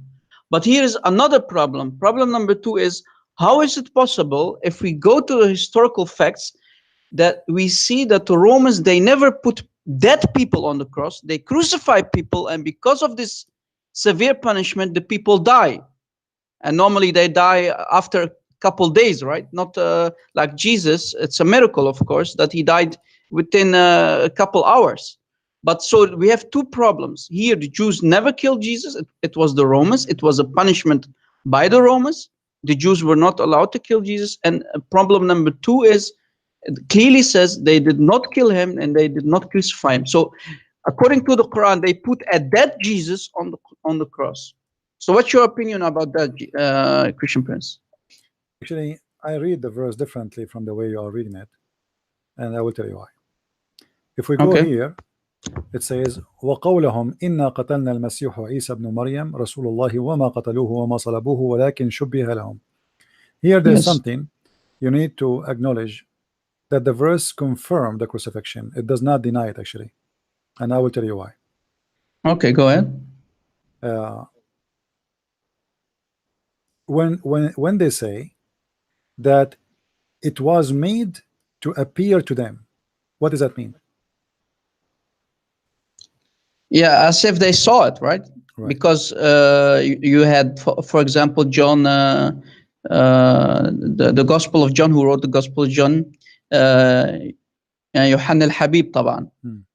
And Mary was there, so it's appeared to them, so they knew Jesus, right? So they saw him. So it does not say that it didn't happen. Yeah, so that means the Quran, when it says they did not crucify him, but it was made to appear to them, he confirmed the crucifixion. Or what he is saying, that there is someone in the cross was not Jesus. Yeah. Okay, that's mean the Christians are telling the truth and Allah is a liar. Why? Because if I witness for what I saw, how I can be a liar? Yeah, exactly. And this is if this is how he made me see, and this is what appeared to me. So the Christians, when they wrote that Jesus was crucified, they are not lying. The Quran confirmed that they are telling the truth. Yes. According to their vision. And witness are people, those are eyewitness. You cannot blame somebody for telling what he saw, that you are a liar. Else you will get Allahu khairul makirin, right? So Allah is the best of deceivers. So the story here is very stupid, because this is confirmed that the Christian Bible is accurate. Jesus was crucified. All what it says here, that Allah was playing games. He made someone look like Jesus. They killed Jesus, but in fact it's not Jesus, but he looked like Jesus. They thought it's Jesus. They crucified Jesus. They buried Jesus, but this was someone else. Look exactly like Jesus. Now, and what about what is my fault then to believe that Jesus was crucified? If he is the one, if you ask the Muslim who is the one made it appear to us like this, he will say Allah. And CP, what about didn't Allah had any better plans than to make this big a problem? I mean, what I mean, plan? This is there not a are plan. This is a yeah, disaster because it's not a plan. First of yeah. all, you see, in You Islam, are we talk deceiving 3 billion Christians, right, by doing this. the idea of cloning. The idea of cloning. It's a Yeah. very dangerous idea because simply now, who maybe Muhammad is Muhammad. He said that there is a shaitan. His name is Al Abyad. He cloned Jibril and he came to him. Okay, so Allah can do cloning, make someone look like Jesus. Shaitan, he can clone Jibril. So now I cannot believe in anyone because anyone can be cloning anyone. Yeah. What if Exactly. what if Shaitan he cloned Jesus and come to us? As long Shaitan can clone, Allah can clone. So how we will know that Muhammad himself is not a clone? Exactly. Exactly. Maybe But again, maybe Muhammad yeah, is not a real Muhammad. Maybe this is a clone of somebody. yeah, Maybe Isa is a clone of somebody. Maybe Mary is a clone of somebody. Maybe Musa is a clone of somebody. You know, so the second we start going in this the idea of believing in a clone, and that is a very stupid idea, and that will make people lose their mind and they will lose their faith too. So here Muhammad is coming with a story based in books which is rejected by the Christians, that it was made to appear to them. It doesn't mean made to appear to them. Like those Christians in the old days, they were saying how Jesus is Son of God, he will be there. Some of them they said it must be it made he look, this is his flesh, but God himself will not be crucified. This is what they meant, that what they crucified there, it was the flesh of Jesus, but God himself cannot be killed. So yes, Muhammad, he took that literally, and he said, oh, it was made to appear to them in the cross, but this is cannot be Jesus. But those Christians who believe in that, they believe because Jesus is Son of God, and there's no way God will let his son to be tortured. And yes, exactly. this is rejected by the majority of the Christians. This is just a small cult believe in that. But Muhammad, he Yeah. liked the idea, and this is the idea of the Nasara. He liked the idea, and he made it as it was made to appear to them. So we saw him in the cross, but it was not him in the cross. It was a body, looked like the body of Jesus. Yeah. Muhammad, he took it, he put in the Quran. Yeah, you know, CP, I understand your point of view about this ayah 157, but still, if we're going to read it literally, I agree with you, bro, about your opinion. But still, I have a historical problem with this ayah because the Jews did not kill Jesus, and the Romans. And if we are going to say it's the Romans still they don't put dead people on the cross. The people are alive on the cross, and they die after a couple days because of this severe punishment, right? No, So but either Jesus, way, he was hit by the spear in his chest and he died. You know that will make his death faster. You know, yeah, yeah. But yeah, no, let me tell you again why I do not agree with you. Muhammad is trying to be a person who copy from the Bible. Isn't it in the Bible the Jews they said his blood in our hand? yeah, Okay, and in our children's, Muhammad is saying that exactly here. They said we killed Jesus the Christ. The mistake here, Muhammad, he said that they said we killed Jesus the Christ. That is the mistake. That is stupid of him, because the Jews, they will never say that we killed the Christ. They will say we killed Jesus. yeah, Because the second they say we killed the Christ, that means they killed the Christ they are waiting for. yeah, The Jews, they are waiting for a Christ until now. They believe he did not come yet. So how they say we killed Jesus the Christ when a Christ is what they are waiting for, and they believe that this person is not the Christ? That is the first stupid mistake. The second mistake, they said he is the messenger of Allah, but the Jews don't believe in Allah anyway. yes, Number three, they killed him not, nor crucified him, but it was made to appear to them. Okay, they killed him not, nor crucify him. So he confirmed that there's two things did not happen. And the same time, he confirmed that there's two things happen: crucifixion and killing. yep, They killing what? He said it made to appear to them. And here the question will be about the Quran. This is why the Quran is a stupid book. Okay, let's say I don't have a book. It's called Hadith. We have a Muslim is calling. Can I take the Muslim, please? yeah, sure, sure. Go ahead. Hello. Hello. Hello. Are you going to talk? I will hang up. All right. Uh, anyway, this will take us away from our topic. By the way, I want to go back to the Trinity, and one of you asked me a question about the theory of the Nur. The theory we spoke about the Nur, that he did not understand that what we are talking about here. Okay, let us make it simple. In this article, the Muslims, they try to explain to us science in the Quran. Quran signs sunlight versus moonlight. Okay. Here you will see scientific miracles in the Quran, revealing that it contains facts, etc., which is about science. So what the Muslim trying to say, that in the Quran we will find facts about science. And what is the story today? It is about the light of the sun and the light of the moon. Then they go here down and they find verses in the Quran. One is using the word to describe the light of the sun as siraj. Please, the person who asking the question, listen carefully.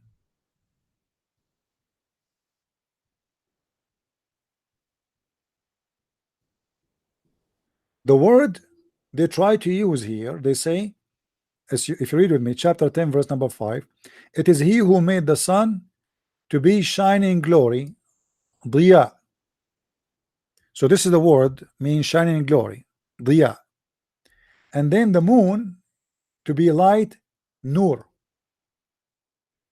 So what is the word light? Nur. Later they will say to us that the word nur mean reflection.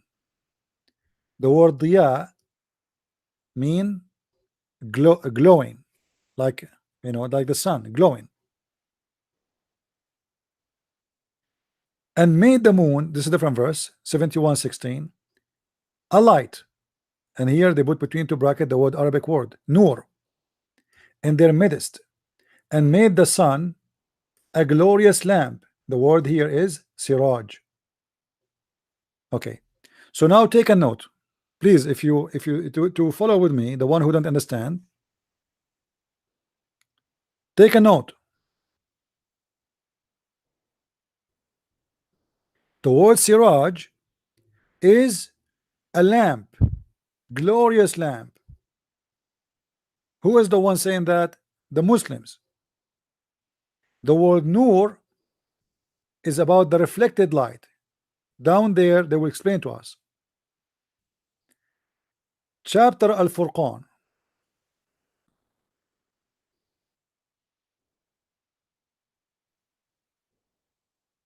it says here, blessed is he who made consultation in the sky and placed therein a lamp, and the word again is siraj, and the moon giving light, munir.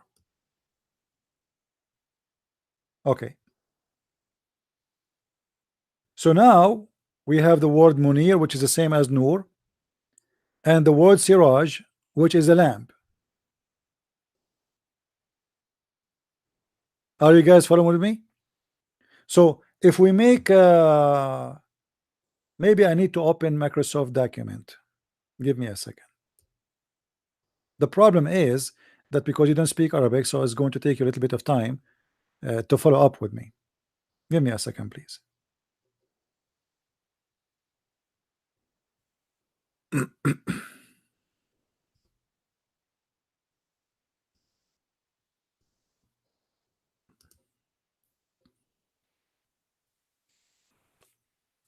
I will open Microsoft document and I will make a table.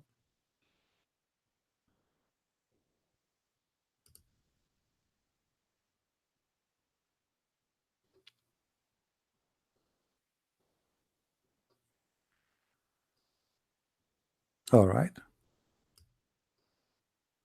So here,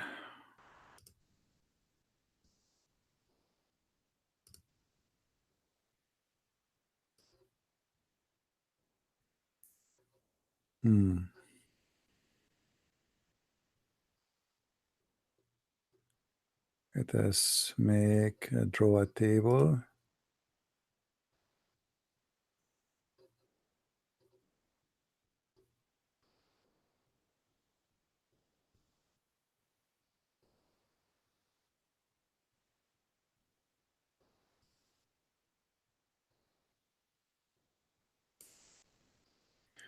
All right. I am going to copy from that website the word they gave us exactly as it is.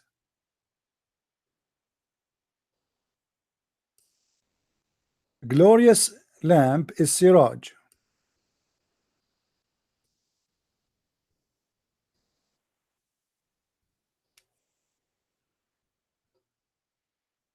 This is for the sun, used for the sun.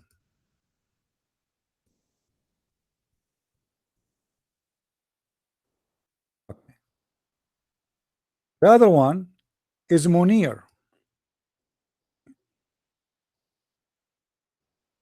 and that is used for the moon, and I'm copying it as it is.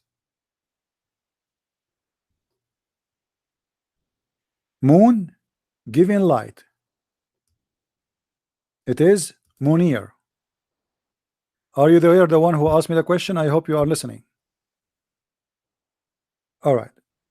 If we go back to the Quran, we're speaking about Muhammad, and remember here the Muslim, they use this to prove what they call scientific fact, that the Quran described the sunlight as siraj and described the moon light as munir. Do you see it? Munir. This is for the moon, which means reflected light. So they are trying to prove to you that the Quran presents science for how the Quran, why the Quran is using two different words, and they have, you know, different obviously meaning based on their interpretation. So this is obviously is a scientific fact. And we made a glowing lamp siraj, chapter 78 verse number 13. So they are giving you examples. And now here, and they are saying there, however, the Quran never use both terms, which mean two words for the same thing. Here we should ponder if both light were identical in nature, why were different Arabic terms used to describe each light source? Why? In addition, it is the only the sun and not the moon is described as siraj or lamp. All right, only the sun. So what the Muslim trying to make it clear for us, the word siraj is specifically is trying to tell us that the nature of the light of the moon, that it is a sorry of the sun, it's a source of light. The word munir is about, it is a reflection of light. So now I think this part is clear, right? Now if we go to the verse, different verse, where the Quran said in chapter 33 verse number 46,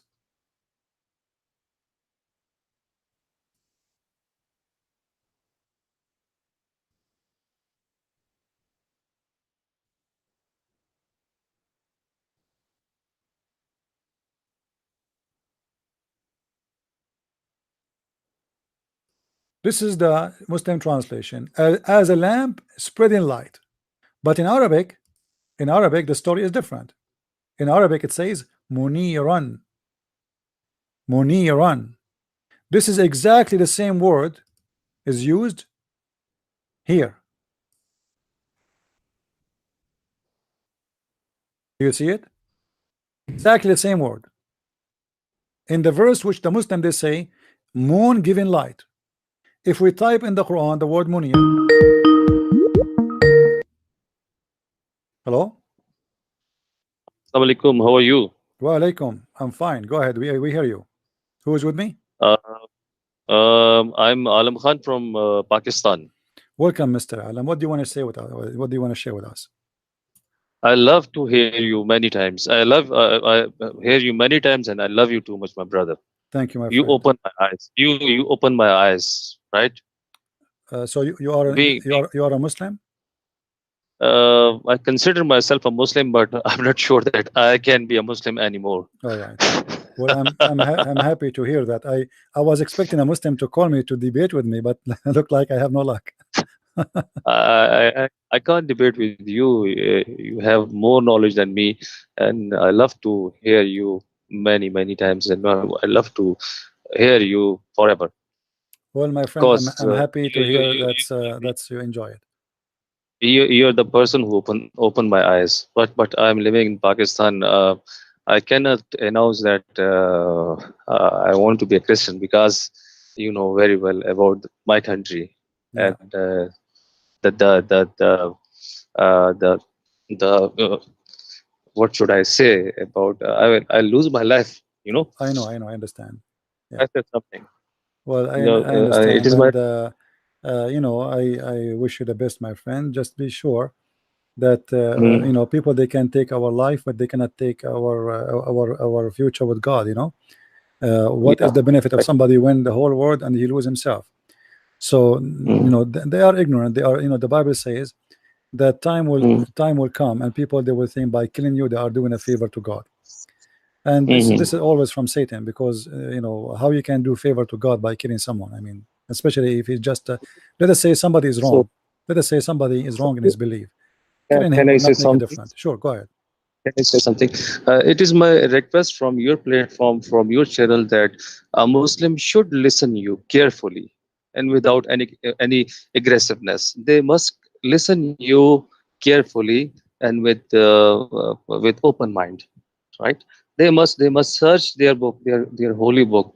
They must read their holy book, but with the translation. They're just reading Arabic in Arabic language.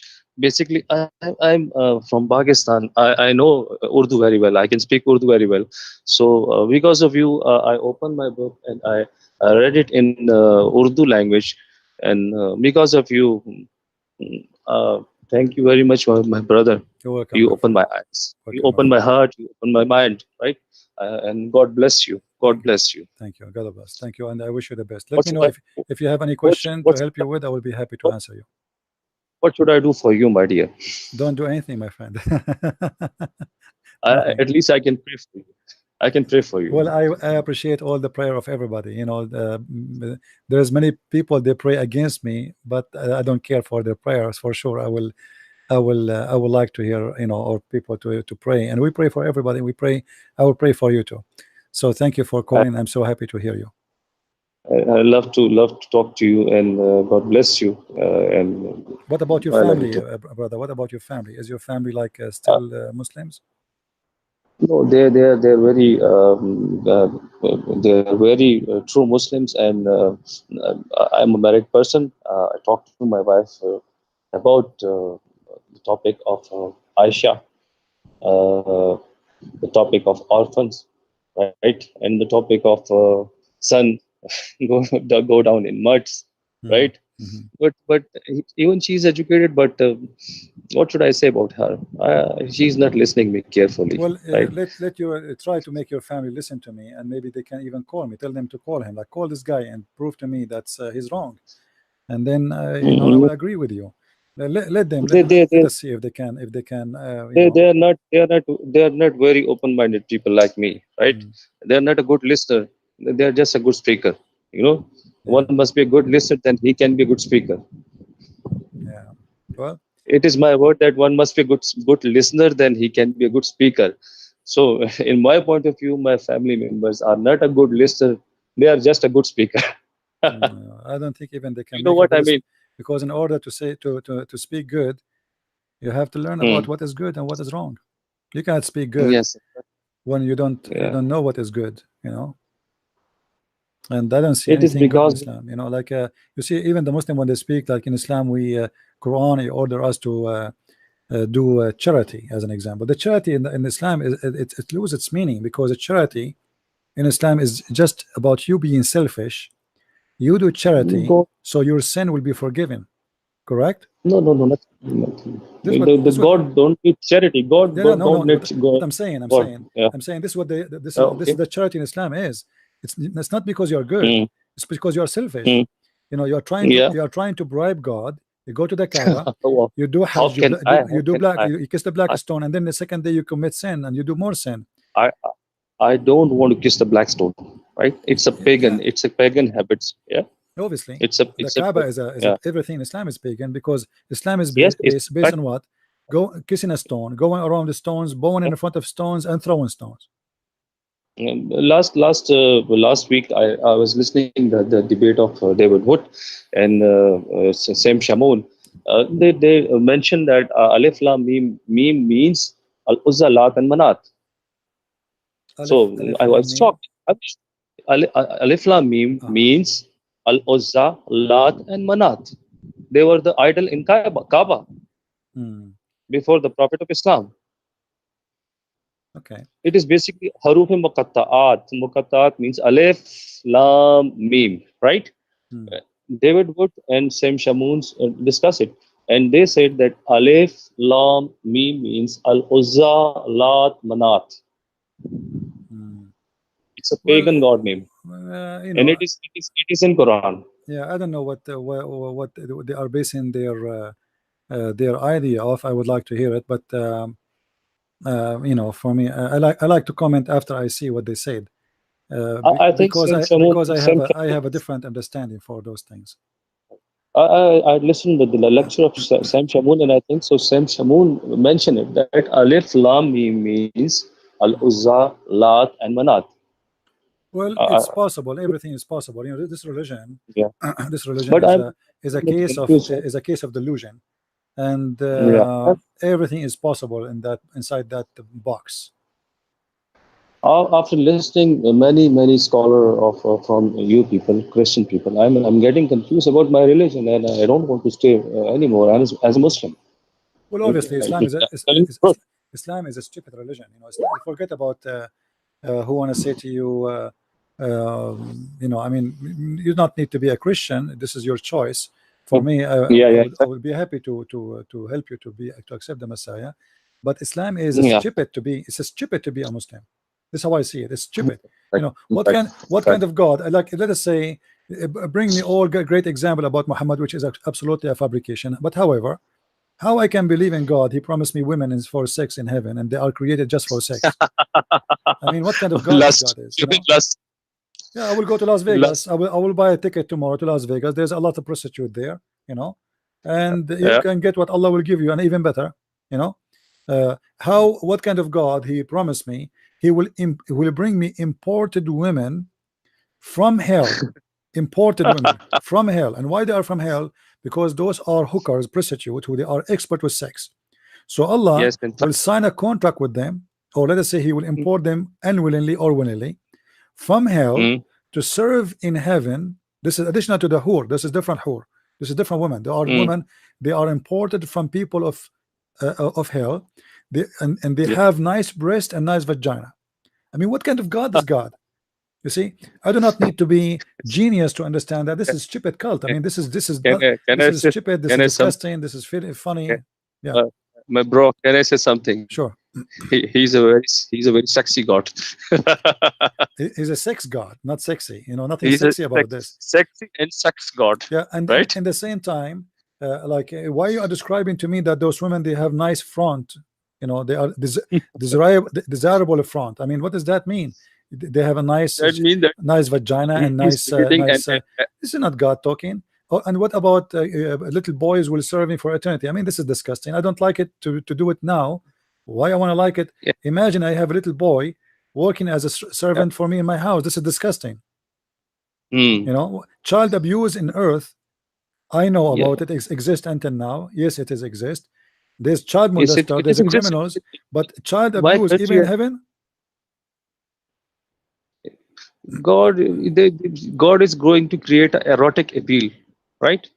Allah is going to create an erotic appeal in the mind of people that I'll provide you the lust in heaven, right? Yeah, and What kind of God he is? What kind God, of God he is? and he promised me that my penis will never go limp. I mean, what is that? I mean, what penis? What kind of God we are talking about?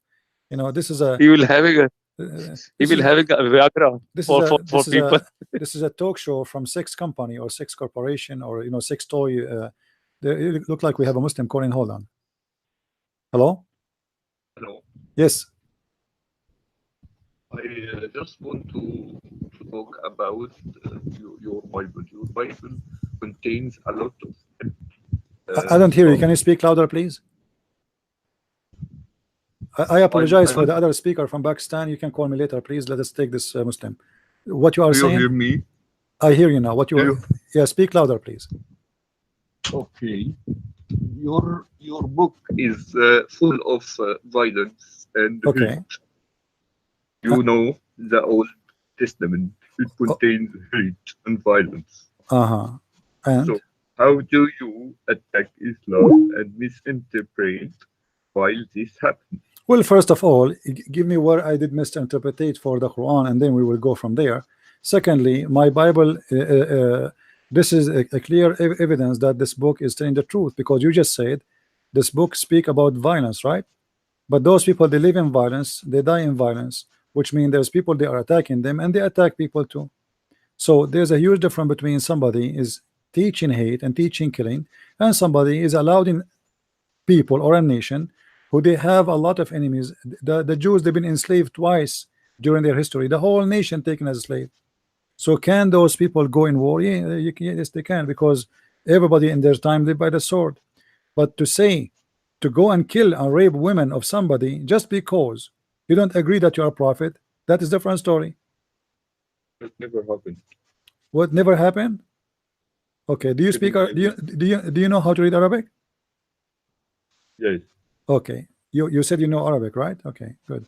I will show it to you on the screen. Do you accept? I don't see the screen with Okay, where are you from, my friend? Which country you are from? Saudi. You are from Saudi Arabia? Speak to me in Saudi, please. Okay, wait, I ask you something. Speak to me in Saudi. Speak to me in Saudi. Can you speak to me in Saudi? Can you speak to me in Saudi? شلونك شخبارك? We want you to ask you a simple question. You said you are from Saudi. Can you speak to me in one- Saudi language? Can you speak to me in Saudi? Can you speak to me in Saudi? I don't want to. I want to speak English so everyone. So you don't speak Saudi. Why you are saying you speak Saudi? In one Samuel 15. You are not. You are not. Why you are lying? Why you said? Wait. I don't like liars. Why you said you speak Saudi? In your Bible. Why you said you are Saudi? Why you said you are Saudi when you are not? Kill women and children. Yeah, those people. In the Bible. No problem. You keep ignoring this. Okay, hold on. So are you? I'm willing to hear you. I want you to say whoever teaches such a thing is Satan. Are you willing to say that? Whoever teaches is, of course. Of course. Okay. What if I show you that from the Quran? What if I show you before I answer you about the Bible? Okay. You said anyone who teach that is a Satan, correct? Do you agree? Anyone teach to kill the children and women is Satan, yes or no? Of course. Who kills them innocently, who did nothing wrong, is bad. All right, that's wonderful. So why the Quran said that Allah, he taught a prophet, his name is Al-Khadr, to kill him, chapter 18 verse number 74? He didn't teach him to. He said no, it says that this is a slave of Allah. His name is Al-Khadr. He's a prophet of Islam. Allah, he taught him wisdom, and he is the one who taught him to kill this child, because he predict that when he grow he will be an infidel. But he was a child. No, for specific wisdom, this was an idea that God was willing to show for a specific wisdom. You need so you can kill children then, but you can't kill children. No, it doesn't kill. There's no verse. It says that in front of you, 1874. There is no verse in the Quran directly. I just said no. It says Allah, he sent Musa to learn from this prophet. The prophet Musa himself is learning from him, and Musa was upset. No, he told him, Musa, he said to him, why you killed the child? He's innocent. Why you killed an innocent child? Let's give each others a chance to reply to each others. Okay. I'll start talking. Okay. This was for a specific wisdom to show that the wisdom that Allah may take a soul of a child. But there is no verse directly in the Quran says kill women and children like in the Old Testament, where in 1 Samuel 15 says kill women, children, ox, infant, sheep, and ass and donkeys. Okay. This is a very hold on. If we go there, you will see that those people, they did the same to them. So the people of Musa believe an eye for an eye. You killed us, we kill you. As simple as that. So those people, Yes, they are but this is practicing. not just And a your defense. prophet, hold on, When hold you on, kill hold on, women, hold on. Your prophet, he accept the same idea and he teach the same thing, that the one who kill a woman kill his women. Is that true? what? The prophet of Islam, because he is a crazy guy, he teach his followers that if you kill my women, I kill your women. Is that correct? If you show me if you think Okay, it's chapter 2 something. verse 178. Read it for me. Okay, I'll Chapter 1 2. second. So I search Mhm. chapter 2, verse what? 178. 1 second.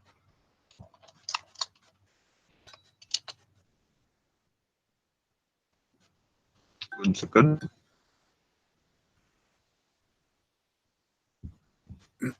Take your time.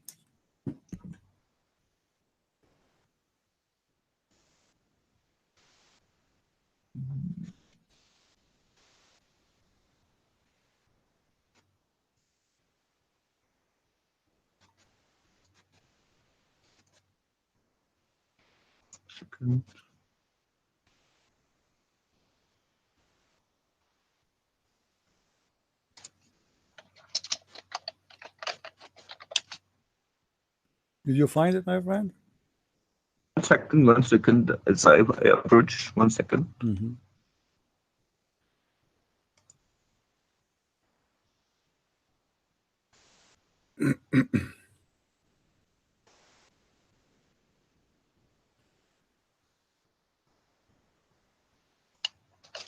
The internet is slow. 1 second.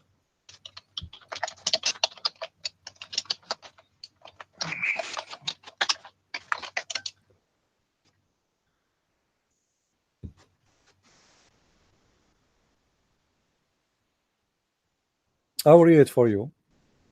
1 يا second. أيها الذين آمنوا كتب عليكم القصاص في القتلى الحر بالحر والعبد بالعبد والأنثى بالأنثى. Tell me, what does that mean? I'm reading tafsir to make sure. It's 1 second. No, read the verse first and then read tafsir for me. What tafsir you want to read? Which one? So I can open and read with you.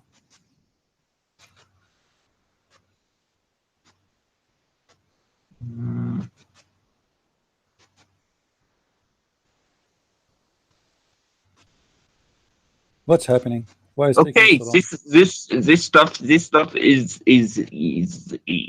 available also in eye on eye, tooth for tooth. This is a specific situation So now you have no problem with killing women. No, So now you it have have no a problem. we have a So problem. now you have no There is problem a with killing women. hadith. Okay, hold on. No, Hold on. How you kill a woman for a woman? How you kill a woman for a woman? Tell me. This was for a A specific man, case. what specific? Each time I say show something to you, you say it's specific. The Quran is specific. Sure, specific. For a specific case, somebody kill a woman. How I can kill his woman? This was for a specific You are the one case. who called me. You are the one who called me. Said how the Bible says you can kill their children, kill their women, etc. Right now, you are saying to me this is a specific case. Well, that is a specific case too. This was Now listen to me. Answer. How I can kill your woman? You killed my wife. What is the logic that this I was should kill your for wife? you. Explain to me. What This is the was logic? What is the logic? You kill my you read- wife if I kill your wife. you read a hadith where Muhammad peace upon him said, "Do not kill a woman or a child or burn a tree." You didn't read that or not? Should Or I you show did- you a hadith says you can kill them?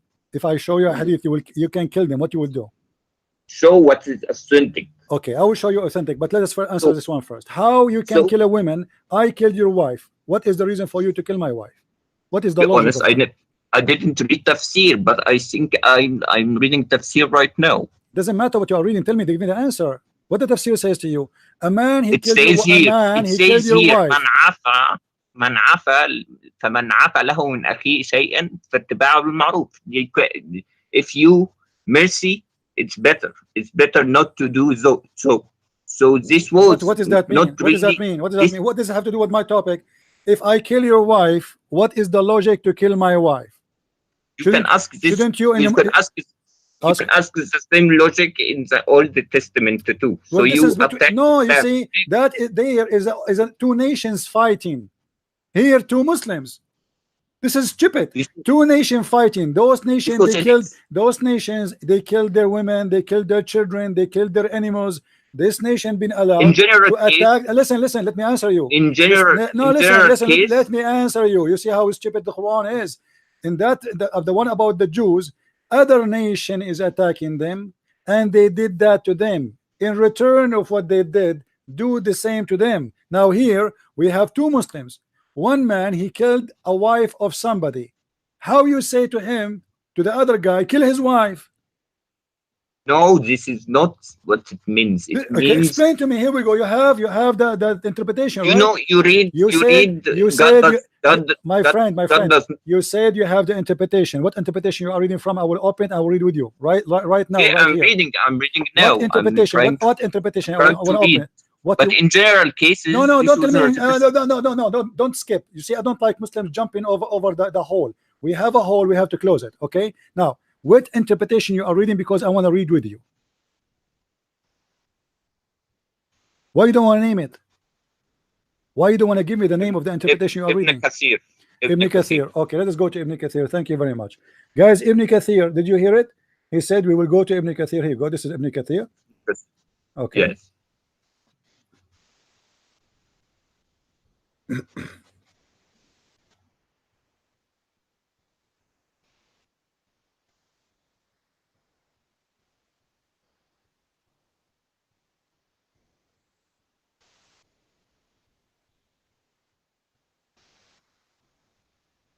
I will make you read it by yourself. In English. I'm reading it. I'm finding the Arabic page. I will bring the English. 1 second. Well, we use the English one, so everybody, you can read the Arabic, no problem. I like your funny Arabic. Okay, 178. Here we go. This is Ibn Kathir. All right. Al-Qisas, the law of equality in punishment, is prescribed for you in the case of murder, free for the free, slave for the slave, a female for the female. Al-Hurru bil-Hurr, wal-Abdu wal-Abdu, wal-Untha bil-Untha. The free for the free, the slave for the slave, and the female for the female was abrogated by the statement life for a life. Yes, it was abrogated. Simple. Abrogated. Explain to me why it's abrogated. Thank you, guys. He just admitted. Thank you. It was abrogated. Why you did not say to me? Okay, why it's abrogated? God, why it's abrogated? Let me why it's abrogated? for 1 second. Okay. We have a respectful conversation. I speak, you speak. No problem. Why it's abrogated? It's abrogated because it's not in a general case. Because what was told, God does not forbid you from showing kindness to those who did not fought you about in your religion and did not drive when you say out abrogated, of your hold on. When you say abrogated, are you saying this is not valid no more to practice? Of course, it's no longer valid to practice. Thank you. Does that mean Allah he found that he was wrong? Is that why Muhammad abrogated that? Is that because he found that this is stupid?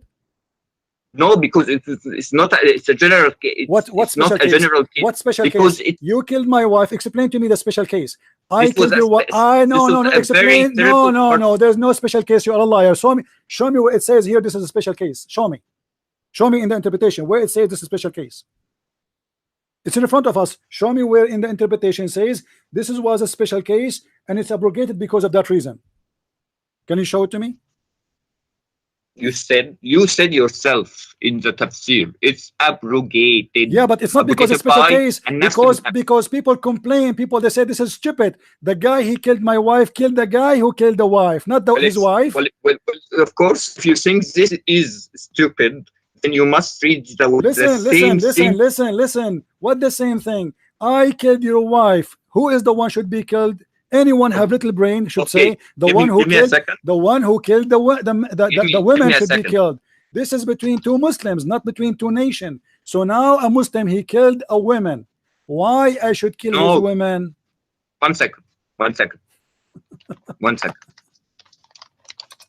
Guys, he will not have an answer. He will go and search in the Bible now. No. I will give you an answer. Deuteronomy 19:21 says the exact same thing. You have eye and tooth for tooth. This is not an eye for an eye, you idiot. This is not an eye for an eye. This is two Muslims who one of them killed the other one wife. The Bible teaches This if is a man not regarding wives. This is killed regarding somebody, you Allah. are a liar. The Bible says if a man kills somebody, he will be killed, not his wife will be killed. An eye and tooth for This tooth. is not an eye for an eye. If I kill, I will be killed. This is what the Bible says. Here it says, if I kill your wife, you kill my wife. This is not an eye for an eye. This is stupid. This, if you think this is stupid, then read the rest of your old You just said to me, eye for an eye. This is not an eye for an eye. Eye for an eye. If I took your eye, you took my eye. My eye, not the eye of my wife, you idiot. If you can, Well, okay, answer me. Answer me. How you want to take the eye of my wife? I took your eye. Eye for an eye. I took your eye. You take my eye. You don't take the eye of my wife. So here it says, if you kill my wife, I kill your wife. It's not a literal eye. It's not a literal eye. What eye? What eye? Listen. What is the justification for your God? To take such a thing to make it a law? And later he abrogated. The justification that alone. Let us be clear. This verse is no longer. Why is no longer? Because people start making fun of Muhammad for his being stupid. Because this is a stupid. This is a stupid. This is not a okay. This is it's your personal. It's your personal. No. Explain to me what is the justice in this, and that's my personal. You are the Muslim. You call me. Explain to me. Explain to me. Why, if I kill your wife, you can kill my wife? Give me the answer. Give me a second. Give me a minute to speak, then respond to me. I'm waiting for you to answer. Go ahead. Okay. This was abrogated, okay? Because that's one thing. Because the people, they made fun of Muhammad for his stupid. I don't know. I don't know. I wasn't there. I wasn't there. Okay. Now abrogated, not abrogated. In a certain time, this verse came from Allah, correct? This verse came from Allah. Are you saying to me it was wrong and Allah fixed himself later? He made it something different. No. So why Allah allowed this? Okay, explain to me now. In that time, why Allah allowed a man to kill the wife of other man? Explain to us. No, it's not wife for wife. It says female for the female. Are you deaf? Female for the female. So the criminal doesn't matter who he is. If the victim is a female, we kill his female. It doesn't say kill the killer, and then abrogated by the verse. Listen, abrogated by a verse saying life for a life, which is saying the same thing actually. Indeed, this was a tribal issue. What a tribal? What a tribal? God is talking, my friend. This is God talking. God. This is not talking about. This is not a tribal. This is a lie. This is talking about. There's no tribe. You are a liar. There's no tribal in Islam. In Islam, Muhammad, he said, if anyone is proud about his tribe, tell him to go and bite the penis of his father. Do you want me to show you the hadith? What tribal? A Muslim is not allowed to be proud about tribe. Second talk. This was a war verse. This was about a war. What war? This is not a war. You are a liar. It says in the case of murder. It's in case of murder. Read the tafsir. Show me where is the war. See, I will open. It says, listen, Abdul. It says, free for a free, slave for a slave, women for the women. What war? in the case of murder, not in the case of war. Tafsir. It's in the front of you. The tafsir in the front of you. I'm not opening the where this is a translation. My friend, who cares if it's translation or not? Ibn Kathir in the front of you, and the Quran in Arabic, it says in the case of qasas. Qasas is a murder, not war. War, there's no murder. War, there's two enemies. It was abrogated. It doesn't matter. It is abrogated. Why? Because people, they are making fun of the stupid Allah. You can say the same thing about the Old Testament. No, you cannot. Eye for an eye doesn't say you do that. You are a liar. And now you are the one who put yourself in the corner.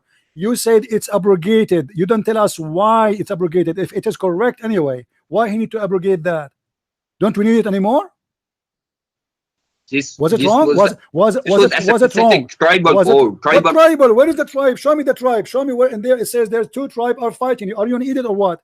Let us say for the sake of argument, there's a tribe. How you say to them, the man who killed your wife, kill his wife? What is the logic? No, this was not the they were in war with another tribe. Abdul, Another tribe. Abdul, you are a liar. I challenge you to show me the two tribes fighting. Okay, I'm trying to find the website again for the tafsir because my internet is what do you mean very you cannot slow. find it again? You know, in here in the front of us we have Ibn Kathir. You have at a specific cropped it down place. Abdul, it doesn't matter what is the specific. A female for the female. Allah is teaching justice now.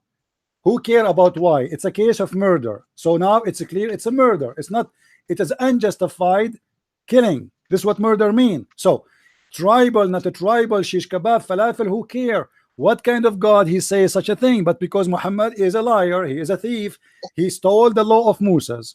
He thought that Moses, by saying eye for an eye, I can do that. But then when he practiced this, the Jews, they start making fun of him. They said, this is not an eye for an eye. Are you crazy? Okay, one second. You're saying a God would never order such thing, right? Abdul, in front of you. It's in front of you. Don't play games. Answer me. Okay, I'm just wondering. You quote for me 2 verses already. You quote for me 2 verses from the Bible already, and I answered you. And you are a liar again. Regarding this, answer. You are the one who opened the topic. Why you are jumping? Why you don't answer first about this one, and then you can read for me from the Bible? I answered you about the Bible. This is not an eye for an eye. This is an eye for my wife eye. Okay. This was a case of... What case? Show me. Where is the case? What case? Show me the case. Show me the case. The case you are talking about. Can I see it, please? How you get the word? I'm trying to open the website because I read it in Bikasi. Where you get the word case from? You said it's abrogated. My friend, abrogated because people, they made love of Muhammad. What kind of God he abrogated? Well, who said that they made love of God? Who said they made fun of him so it will abrogate? What kind of God he abrogate his law in less than a week? You can ask the same question. You say what that kind the of Old God, Testament what kind was of abrogated. God, what kind of God he abrogate his law in a week? Same prophet, same time, same week. 1 week after a week, I say, oh, this was stupid. You know what? Allah, he abrogate this verse. Oh, tell me how that happened, my friend. For a specific case, because this was a tribal case. Abdul, this was a tribal case. To show. Abdul, I don't care. It's tribal case or not. Where is justice? This is God making justice now. One second. Let us say, for the sake of argument, two tribe, Mr. 2 second, 2 tribe are fighting. All right, and now one of them he did a murder against someone else. What kind of God he said to him? He killed your wife, kill his wife. This was okay. When you will give me a chance to talk, or you will always interrupt. I'm giving you a chance. Don't without interrupting me. Let me talk. Okay. Okay. This was for I'm not exactly sure why it was abrogated because I can't get access to the full tafsir. Okay, the tafsir in front of you. Look what it says. Look what it says. Let me get you busted. Let me get you busted. Two group of people, they are fighting, and when they fight, they say if they kill the look what it says. Let us laugh together. First, a group of Muslims, they say if they kill a slave from us, we will kill a free man of them. So Allah, he wanted to correct them. If they kill a woman of us, we will kill a man of them, which means the killer. Allah corrected them and he said, no, you don't do that. Al-hurru bil-hurru wal-abdu bil-abdu wal-untha bil-untha. So Allah, he is correcting the Arab. He said, no, don't do that. If he killed a slave of you, you don't kill his slave. You don't kill him, you kill his slave. If he kill a woman of you, you don't kill him, you kill his woman. Read it in the front of you. This is the tafsir. I'm reading. 1 second. Do you see it? They used to kill. Okay, it's very clear. They used to kill the women by the man, which means if a man he killed a woman, they don't accept to kill a woman, they accept to kill a man. 1 second. Allah, he said, no, don't do that. 1 minute. Do we both agree that this was abrogated? Abdul, I agree. All the Quran is abrogated. Okay. Find me one thing in the Quran is not abrogated by you. Find me one thing. There's a lot of verses. Everything. There's a lot No, of verses. all the Quran is abrogated. I can show you, and you will tell me right one. I want to continue my Now, speech. my friend, don't worry about abrogated. That will not change anything. What kind of God he make a stupid law? This is the question. Okay, 1 second. The wisdom between abrogation to cancel an already popular law in society, to change it, to change it to show that you do not need to kill one for one. Show me where it says that. You are being a stupid liar. In front of you it says that they used to say, if he killed a slave of us, we will kill a man of them, a free man. If they kill a woman of us, we will kill a man, a free man of them. Allah, he said, don't do that no more. Free for the free, slave for the slave, women for the women. Don't do that no more. Yes, He's shown them and he what told them what was to in do, and he told them what to do. He told them what to do, and what to do is supposed he's correcting them, but they were doing the correct thing. They are killing the killer. The man, if he kill a slave, they want to kill the man who killed the slave, not a slave. If a man he killed a woman, they want to kill the man who killed the woman, not his women.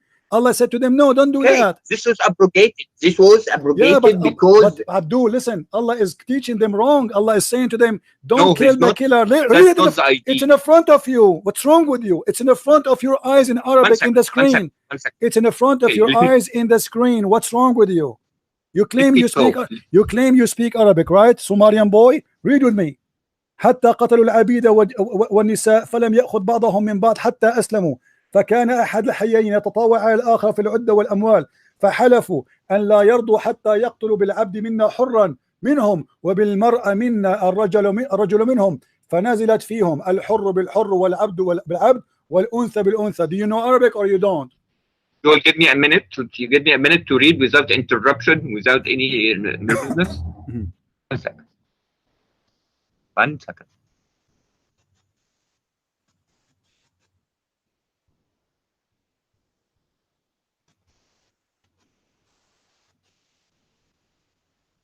Okay, let me speak, and you want to judge whenever, if you want to judge, but I'll tell you what the thing is, what the tafsir is saying. Okay, what tafsir? The tafsir is saying they use. What tafsir you are reading? I'll think it. The tafsir is on your eyes. What tafsir you are reading? What tafsir you are reading? Okay? The tafsir you're reading in front of you. Okay. All right. Okay, let me speak without any interruption. No we problem. can then, after this, get to another side. I can ask my question. You asked me. You responded to me with the Quran. Give me a chance to respond to you. All right. Okay? With the Bible after it. I have a question. I get a question too. Okay? I get a question. Okay? Okay. Okay. You judge wherever you want. I can say a lot of opinions about your Bible, and assets can take verses and poke fun at them and say what's the point of Don't waste my time. Go to the topic. Okay, go to the topic. Okay. Read. What? Okay, read. Okay. Okay.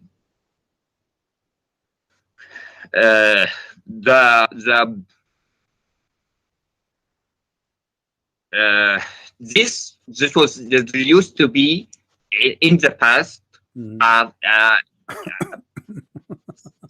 An eye for eye, and tooth for tooth. They used to kill each others for the slave for slave, and this. But now Allah wanted to show that this has to be changed. Where he showed that? This was with the verse when it was abrogated. The abrogation. That's the whole point. I don't care about the abrogation now. Tell me why Allah allowed. Why you are being a funny guy. We are talking about the verse, not the abrogation. Finish the verse first. Why Allah he said, in the case of murder, free for the free, slave for the slave, women for the women. This is our question, not the abrogation. The abrogation you can tell me later. Why Allah is allowing and teaching them that this is what you should do? This is the question. You are jumping to the abrogation because you are ashamed of the verse, and obviously the abrogation happened for a reason, because this is wrong. Otherwise, why Allah he changed his mind? Because he found Muhammad. You can ask yourself that question I answered you. Don't play games. Why Allah he say, if you take the eye of my wife, you can take the eye of his wife? Why he said that? What about But he taking the said eye that of the guy who because took the eye? This is what an eye for an eye for. If you take my eye, I take your eye, not I take your eye of your wife. okay, let me read because you always rush me. Okay, it says إذا كان عمدا الحر بالحر ذلك حين من العرب اقتتلوا من الجاهلية قبل الإسلام بقليل فكان بينهم قتل وجراحات حتى قتل العبيد والنساء فلم يأخذ من بعضهم حتى فكان أحد يقولون بأدنى خلقوا الله حد. This verse, according to this tafsir, because I have never read this tafsir, I will be honest with you. Like when I ask a Trinitarian Christian about a verse in his Bible and he cannot answer, I'm not a very knowledgeable person regarding this case. But it says here, this was not meant to be from. It's speaking about what used to be done in the past and in the days of Jahiliyyah. That's what the tafsir says. I'm not a very in the case of Jahiliyyah. Let me translate. What's wrong with you? In the Jahiliyyah, they used to say, if he killed a slave of us, we want to kill a free man of them. Is that correct? Yes, this was this according to tafsir. But the killer is talking about the Jahiliyyah, not what Quran. If they kill a woman of us, we will kill a man of them. Okay, you agree? Yes, this was about the time of Jahiliyyah. So how Allah is correcting them? You got yourself busted. You are saying Allah correcting them by saying, if they kill a woman of yours, you kill a woman of them? No, so this is what it says. Listen, read with me carefully. It says, if they kill a slave of us, we will not accept to kill except a free man of them. And if they kill a woman of us, we will kill a man of them. So the man, he is the one obviously who killed, not a woman. The woman is the victim. So the Quran is correcting them, saying to them, no. If a slave was killed, you kill a slave of them. You don't kill a free man. If a woman killed, you don't kill a woman. You don't kill the man. You kill the women. A woman of that guy. What's wrong with this guy? I'm not sure you're reading it correctly. Okay, I will. Let's My find. Friend, it's in the front of you. It's in the front of you. Don't tell me I'm lying. It's in the front of your eyes. Okay. And this is Tafsir al-Quran al-Azim. Okay. Who is the one? This is Ibn Kathir. This is the same interpretation you choose. You are the one who asked me to read from here. It's not my choice. Okay, this was I understood from it. No, this is so what now, I understood. So now we get a conclusion that your God is a stupid God. He said, in the case, look at this. A man, he killed a woman. Why you want to kill his women? In case, one second. In case of stupidity, it's something. May I pass this? You want to change the topic, and you will go talk about the Bible, right? No, I don't want to change the topic. If it's a stupid God, answer me. You are the one who said to me, "Let us read the tafsir," right? And now we have the tafsir. I said to you, which one? You said Ibn Kathir. You choose Ibn Kathir. Ibn Kathir get Allah busted. He said those Arab, they used to do it right. They used to kill the criminal. If a man he killed a woman, they say we will kill the man, not a woman. If a man he kill our slave, we will kill the man who kill our slave, not his slave. Allah, he said to them, no, you don't do that. If he kill your slave, you kill his slave. If he kill your woman, you kill his woman. What kind of God is God is teaching them wrong? Okay, 1 second, and I've told you that in general we are. I'm not sure which tafsir. What do you mean? What's wrong with you? What's wrong with you? You are the one who said to me Ibn Kathir. Guys, everybody who is listening, did he say to me? I said to him, which tafsir you want to read? He said Ibn Kathir. This is Ibn Kathir, and this is Islam library.islam.web.net. The whole point. Listen. This is the whole point. You are the one who choose the tafsir, and the tafsir get you busted. The whole point tafsir Ibn Kathir. The whole point is abrogated. Yes. That's this additional proof that Islam is false. Because why Allah abrogated? Because people, they start making fun of the stupid Muhammad. How you teach? Where is making fun? Say it in Arabic. Okay, say it. Where in which line they made fun? All the Quran, the Arab, they are making fun of Muhammad.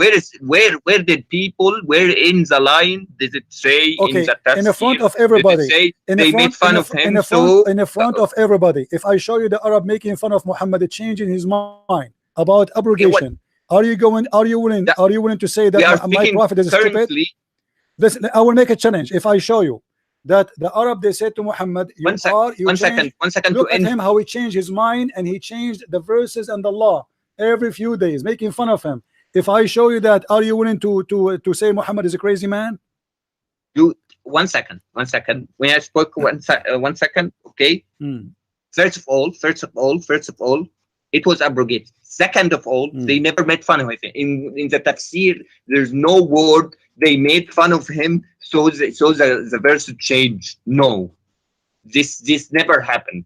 Okay, that what happened, that which is abrogated. It was a law in Jahiliyyah that was abrogated. That's what the tafsir says. The end. This is the end now. No, this is the end. This is what the tafsir says. What the it end? was What the end? The end. Why the abrogation happened? Why? Because it's wrong. Why Allah he changed his mind? Can you tell me why Allah he changed his mind?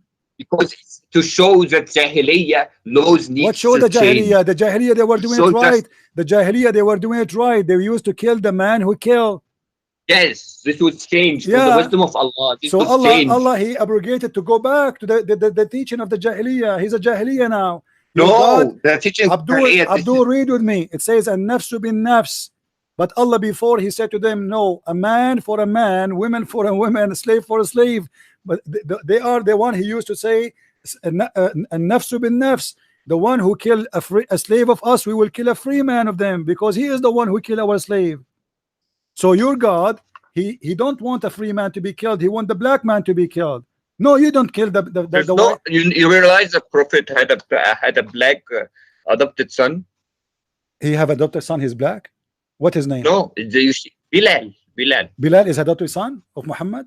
No, but he was his servant. He used to serve him. So you are saying to me, your prophet he owned black slaves?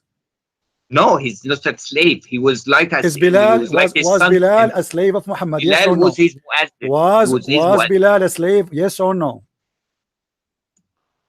Bilal was Bilal a slave? Either you say yes. No, listen. Him. He bought him. Let me get you busted. Was Bilal a slave when Muhammad died, and he was a slave when Muhammad was alive? He bought him, then freed him. Who freed him? Muhammad freed him? I guess. Okay. What if I got you busted?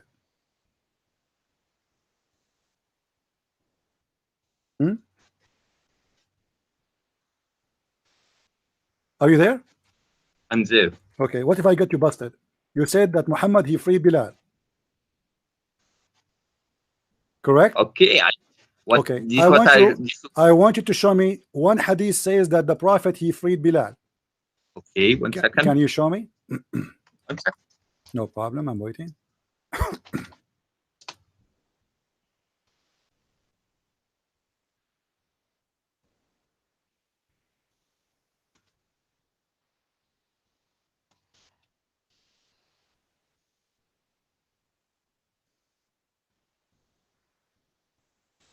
Prophet Google, or searching Google.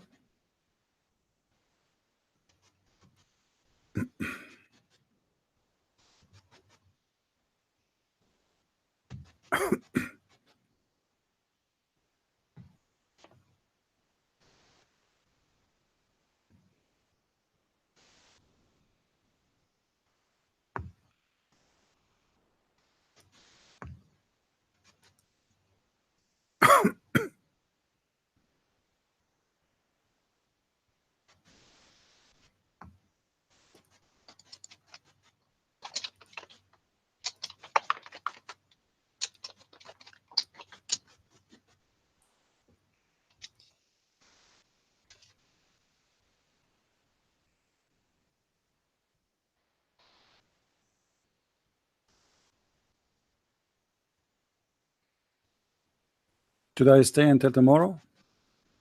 I'm here. 1 second. First of all, who is the one who bought Bilal? Do you know? Muhammad? The Prophet bought Bilal. The Prophet he bought Bilal, right? Okay. Okay. So in Islam, if somebody he bought a person, he is the only one he can free him. Is that correct? I don't hear you. Okay, say again. Okay. Huh? He can What? What? I don't hear you, my friend. Your voice is cutting. If you have many applications running, try to close some of them.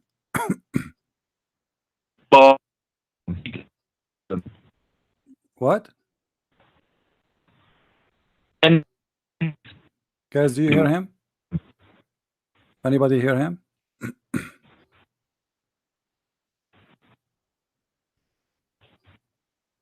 Hello? Hang up and call me back. Let me call you back.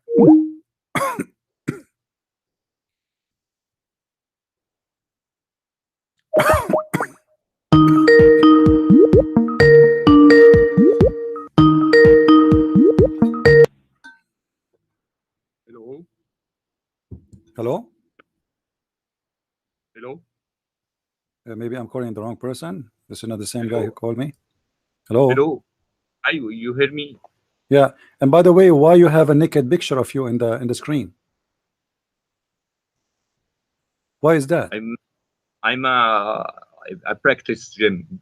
What do you care? What? You practice what? Gym. You put your this is a gym. This is ugly. I mean, why you are a decent Muslim person defending Allah and you are speaking to people showing your breast? This is not our okay. This is what? Regard. This is not aura. This is not aura. Should I show you that aura in Islam is to show that your knee and up?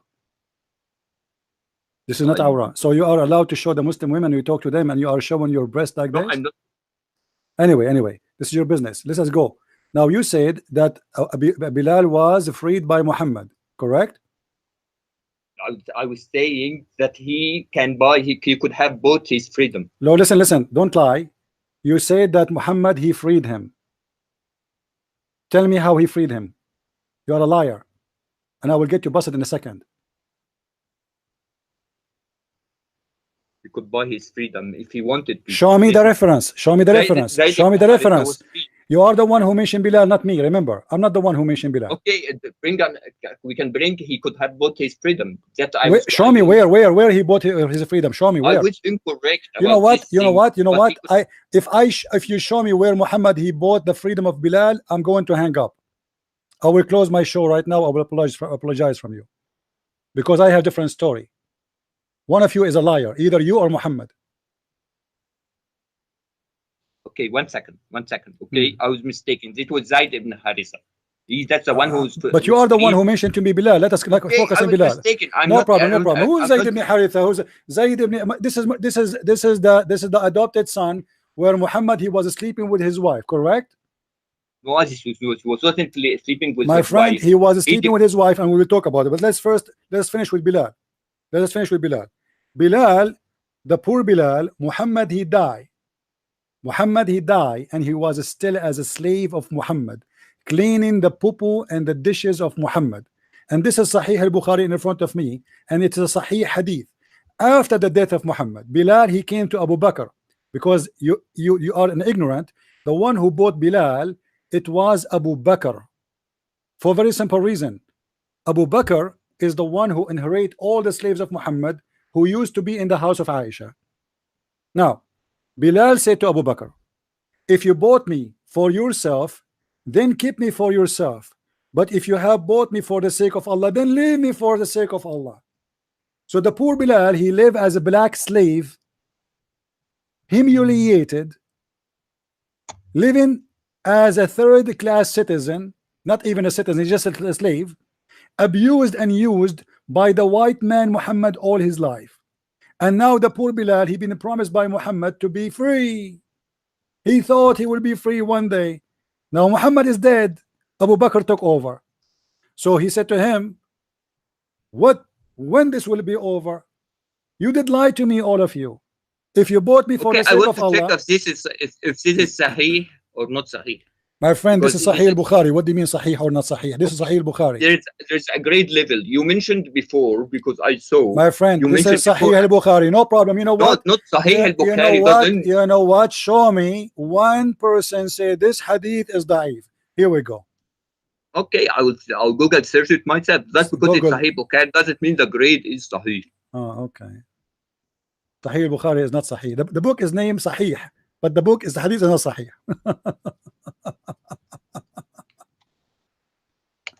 That's a good one. You can show me the part in Arabic, please. 1 second, because I know you cannot search for it, you know. All right, here we go. قال لأبي بكر إن كنت إنما اشتريتني لنفسك فامسكني وإن كنت إنما اشتريتني لله فدعني وعمل الله. Read it. What kind of, why you are lying? Says the prophet, he frees Bilal. I want to fix the why grade. You are lying? Why you are lying? Before, why you are one lying? Second. One second. Before I saw a video why you of mention Bilal, saying that the prophet he freed Bilal, and now we have a problem. This is Zayd ibn Harith. Now I am going Because to ask you the question. No problem. But you are. This is your mistake, not my problem. Now, why your prophet did not free Bilal? This is the question now.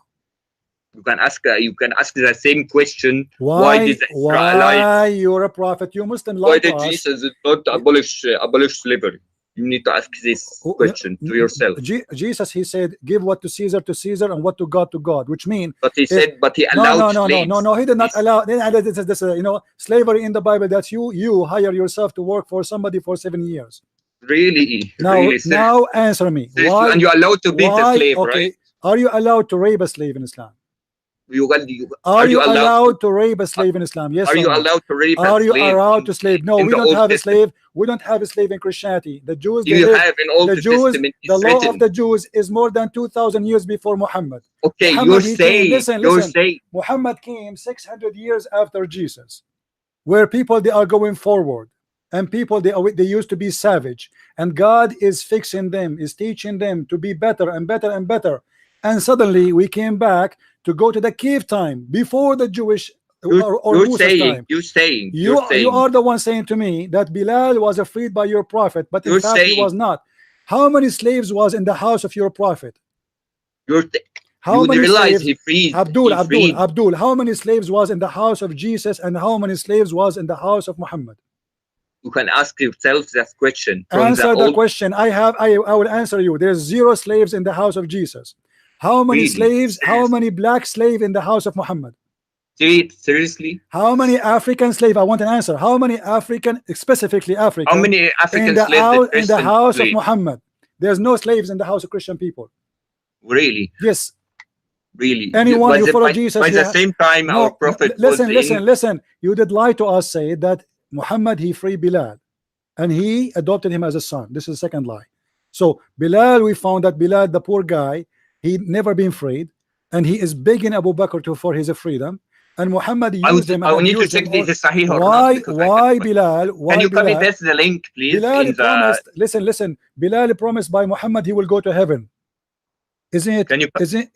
Is it fair to promise him to go to heaven, but yet you will not let him go free? Can you copy paste the link for hadith in the my friend, go to Google, search hadith number Bukhari 3755. What's wrong with you? 17 what number again? Sahih al-Bukhari 3755.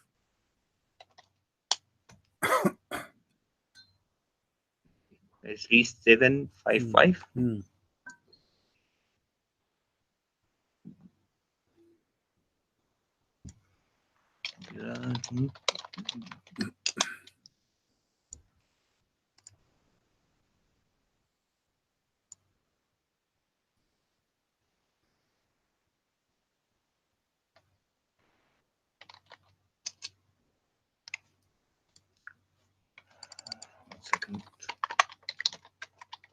You can't link me in the chat window. What? Because I can't. 1 second. I will go to sunnah.com. 1 second. Before I continue talking to you, I want you to go and change the stupid picture you have in your. I don't want to look at this. Change the picture and call me back, please. I don't want to see a naked man. I'm not going to talk to a gay speaking to me wearing no clothes I mean, I cannot even believe it. Even you are calling me with such a picture. Change your clothes, put a shirt on you. This hadith, Change, I change searched. the picture. Yeah, this hadith is sahih. I'll check. Yeah, I'll and check. okay, go change this picture and call me back. I'll check. Bilal said to Abu Bakr. Okay, 1 second. Okay, 1 second. 1 second. Okay. I mean, you are the perfect man to do da'wah to Islam. I'm not a perfect man. I'm not a perfect man. I'm just a researcher. You have a big muscles, by the way. I'm sure the women in the chat, they are going crazy now. Better than you. Okay. Do you speak to Muslim with no clothes like this? Is that what you do in Skype? You live in Saudi Arabia, right? This is why you do. This is why no, I don't do that. I don't do that. All those who live in Saudi Arabia, they do this because this is my profile. Because they are your prophet. You do that. Do you want to show you the hadith? Your prophet doing that? What's wrong with that now? Do you want me to show your prophet? Do you want me to show you your prophet kissing a man naked like you in his belly? Why don't you complete? Do you want me to show you? Do you want me to show you your prophet? Why do you keep skipping the subject? I'm not skipping. I'm waiting for you to find me the hadith is weak. I showed you the hadith. I'm waiting for you. But do you want me to find you your prophet doing exactly the same, kissing a man under his belly, and he was wearing no t-shirt? You are changing constantly. I'm not changing. You are the one who's changing. You are the one who mentioned Bilal, not me. We never spoke about Bilal. I'm waiting for you to find me that this hadith is weak. Here we go. What happened? You are constantly changing the subject. Constantly. Well, I'm waiting. Why you are? Where is the hadith? The weak hadith. This is Sahih al-Bukhari, strong hadith. Strong hadith. Yes. I don't see the grading. I don't see the grading of the hadith. Show me where it says the Sahih al-Bukhari. Show me where it says weak. Then what's wrong with you? Because I can't find the grading. The grading is not written. This is what happened, my friend. You cannot find one hadith saying it is weak. You cannot find one page. I can't find where it says. You cannot find. You cannot. Just go. Go change your shirt, you idiot liar, stupid, shameful person. Do you know that the prophet, he freed Bilal and he took him like a son? Really? He did?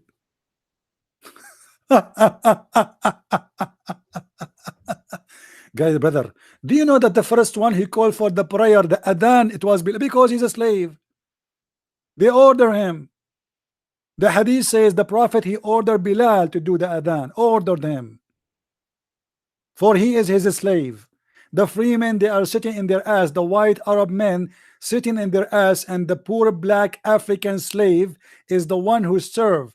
Bilal, he cleaned the dishes. Bilal, he carried the food. And Bilal, he bring the food. Bilal, he do the adhan. Bilal, Muhammad die, he bury him. Bilal is the one who was the prophet. Bilal is the one who cleaned the ass of the prophet. Bilal is the one who carried the underwear of the prophet. And then when the prophet dies, still Bilal is a slave. And now he is begging for his freedom.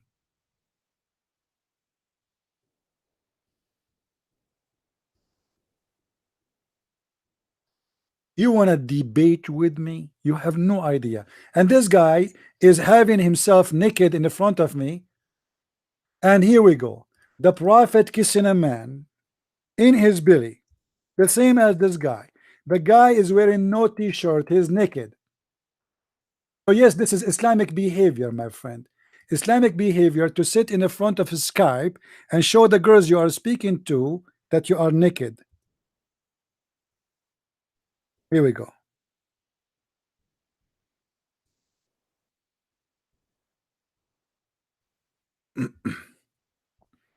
Do you see it? The prophet is kissing a man who is naked under his belly. Look what the Muslims they try to make it look nicer in the translation.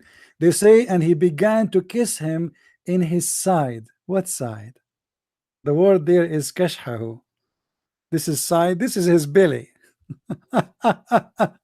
Sahih chain. Oh prophet, you are wearing a shirt, but I am not. What a gay. It's a gay. A prophet who is a gay kissing a gay. The caller is wearing no shirt, so he present the guy who the prophet was kissing him. The prophet, he came and he start hugging him and entering a stick and touching his ribs. And then the guy, he said to him, let me take retaliation. He said, take retaliation, which means do the same to me as I did to you. He said, you are not wearing a shirt, but I am not. You are wearing a shirt, but I am not. The Prophet then raised his shirt like, what the heck? And the man embraced him, unbelievable, and began to kiss his side down of his belly. And he said, oh yeah, this is what I want. Exactly what I want. MashaAllah. Don't stop. Please don't stop.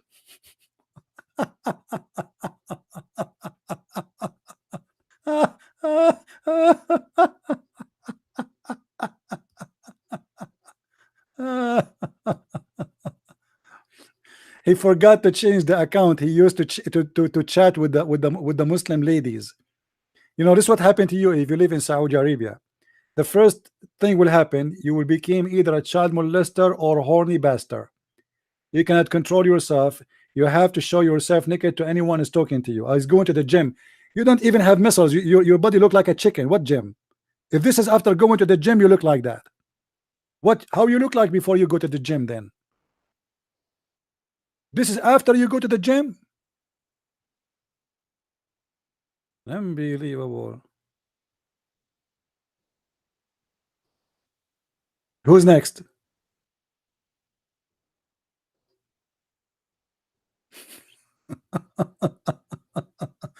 You know, I was looking like first time when he called me, I did not notice really, but now I called like, what, this picture in front of me? Who's this guy? Maybe I called the wrong guy or something, but this guy's naked.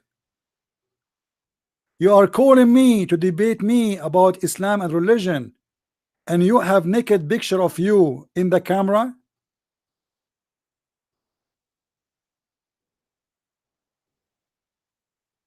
How many people you chat with, they are wearing no shirt? And you know, because I go to the gym. So what do you mean you want to go to the gym? You want to show us that you have muscles? He changed the picture now, guys. He changed it. He took it off.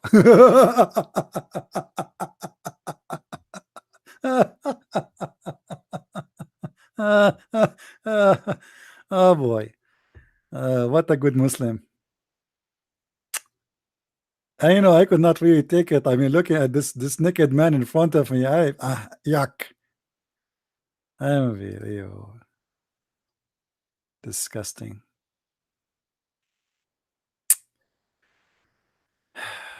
Do we have any Abdul?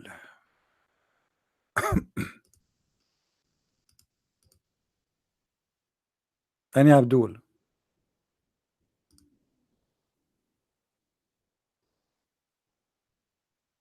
Call me back. If you change your shirt and change your picture, call me back. I will call him.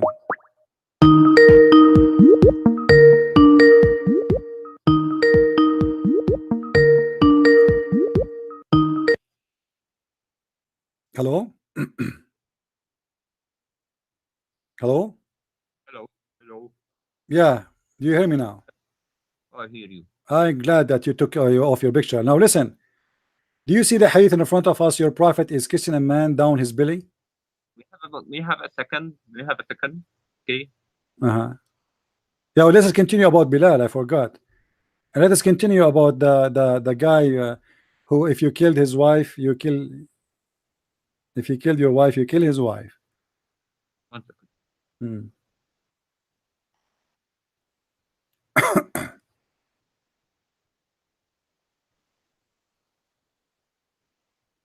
Okay, look like you are busy. When you are not busy, let me know. I'm not going to wait for you. I have no time for kids.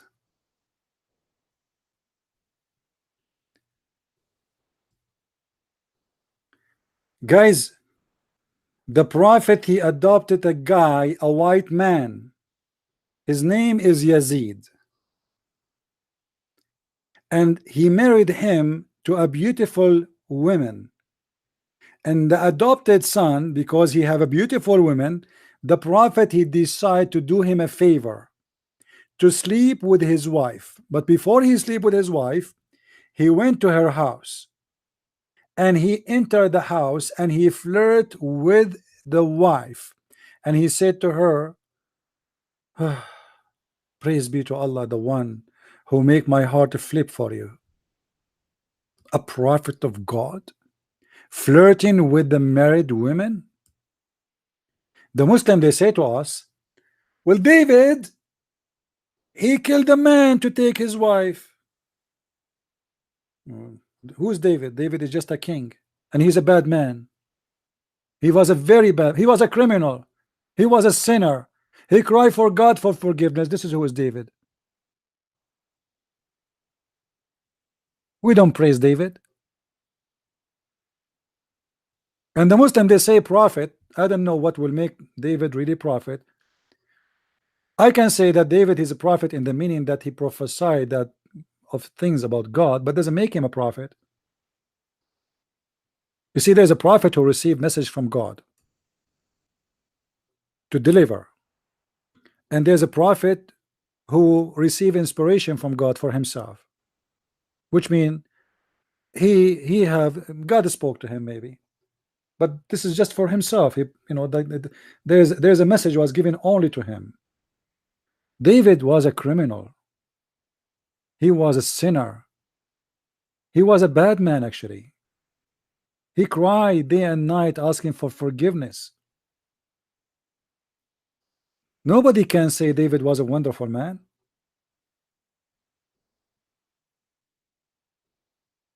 We have a man, the Muslim, they lie to us and they say the holy prophet, when the Quran itself says he is full of sin, to the point the Quran says Allah will forgive his past and his coming sin.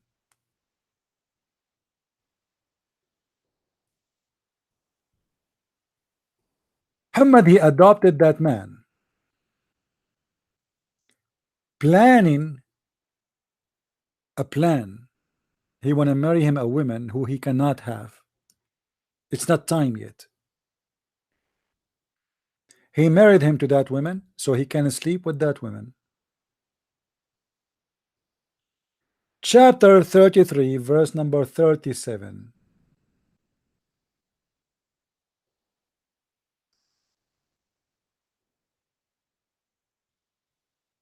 All Islamic books confirm that the Prophet, he went to the wife house when the husband was not there, and he flirt with the wife, saying to her, praise be to Allah who made my heart flip for you. Look what it says. We've been told by Ibn Wahab, and this is Tafsir al-Tabari, that the Prophet, he married Zayd ibn Haritha, his adopted son. And by the way, the reason he did adopted this man because Muhammad was a potent man. He cannot have children. And this is additional proof that Muhammad never have kids, including the daughters he have from Khadija. Those are the daughters of Khadija. None of them are his daughter, not even Fatima. She is the youngest from the previous husband. Khadija, she have 3 husbands. So he adopted this person who was a white Arab, not a black, and he made him as adopted son, but that for a purpose of sleeping with his wife. So the wives will not complain if Muhammad, he went to the house of that man when the husband is not there, for simply he is his father, and nobody suspect that the father will sleep with the house with the wife of the son. And look what happened. It says that the Prophet, he went to the house after he married the Zayd to Zainab, the daughter of Jahish, the daughter of donkey, ibnat ammatihi, his cousin.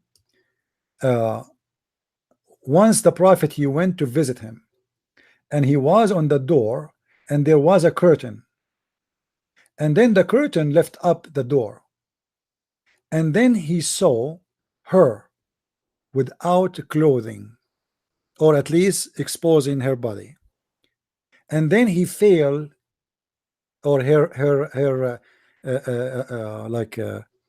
he admired what he saw in his heart, which means he liked what he saw.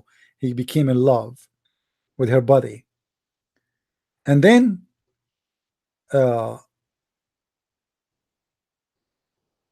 he liked her, and then Muhammad, he cannot hold himself, so he said to the wife, and let us read together what he said to her.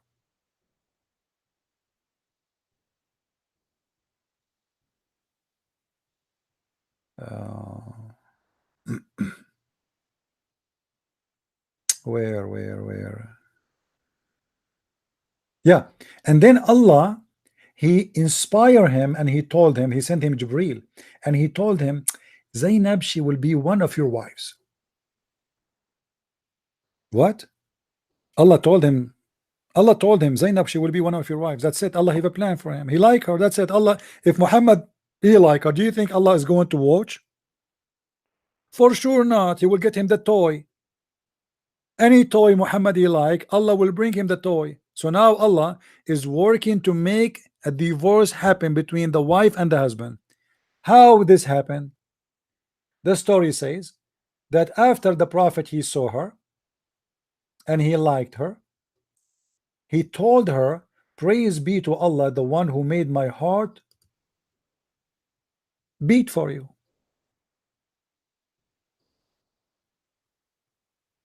The women, she came, the husband, when he came back, the wife, she told her husband what his father, he said, that he said he is in love with her.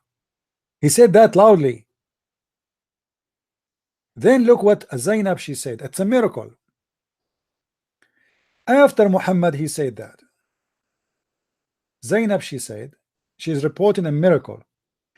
Each time Zaid, he come to his bed to do bang bang with her, he could not do it. And she said, she's adding, and nothing made him not to be able to do it except Allah did not allow him to do it. And then she add more, that Allah, he made his penis swell. Allah, he made the penis of her husband swell, and this is very normal. Imagine Muhammad, he liked the women. There's no way your penis will function. If Muhammad, he like any women, the penis of the husband right away will stop functioning and will swell. Allah will bite the penis of this man.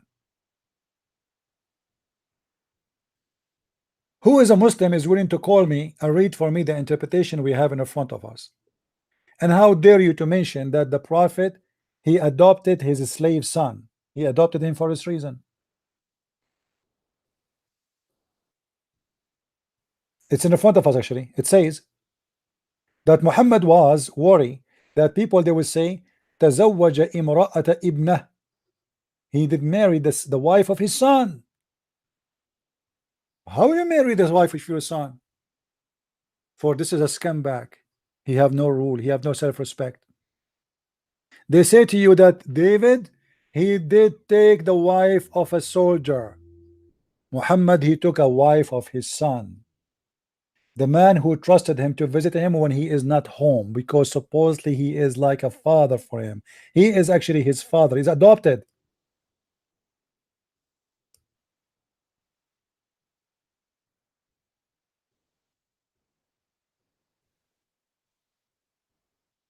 And Abdul.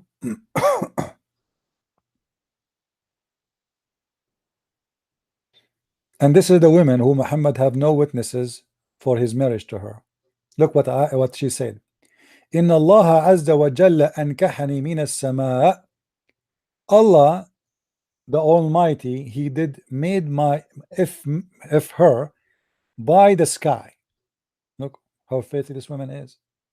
Obviously, you know why she want to marry an adopted slave by a man who cannot have children. If she can sleep with the king, the lord of this slave.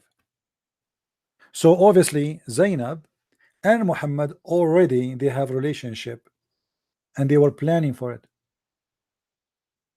Why Zainab, she mentioned to her husband when he come back that your father was here and he flirted with me?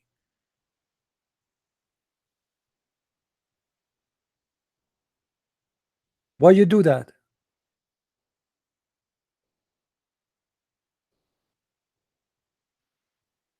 Any Muslim?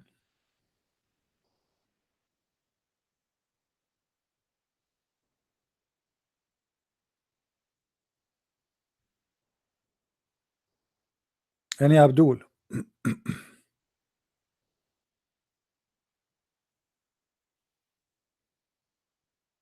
Who's Abdul wanna call me? At least, but please wear your shirt when you call me.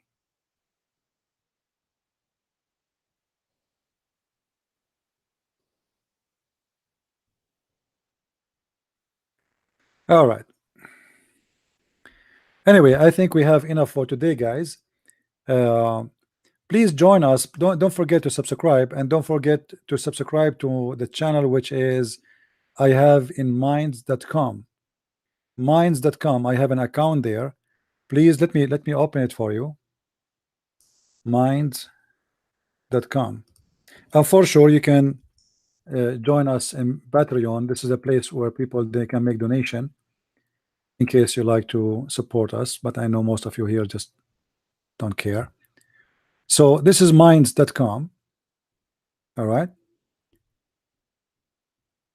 and this is my account, and you will find the link underneath, I think, of the video. So please join us there, subscribe, and this is like additional secure address in case, you know, in case we lose YouTube. Every day we lose a new channel on YouTube. What a big deal. I will open a new channel every day. You cannot debate me for a very simple reason. Wherever you go, I will spank you. Whatever topic you choose, you will be sorry. You keep changing topic, I will make you sorry. Free for a free, slave for the slave, women for the, yeah, this is abrogated. Yeah, because why it's abrogated? Because it is a stupid. Why the muta was abrogated? Because it is filthy. People start complaining about such a prophet who do stupid law. In the case of murder, if I kill your wife, you kill my wife, it's a murder, not a war.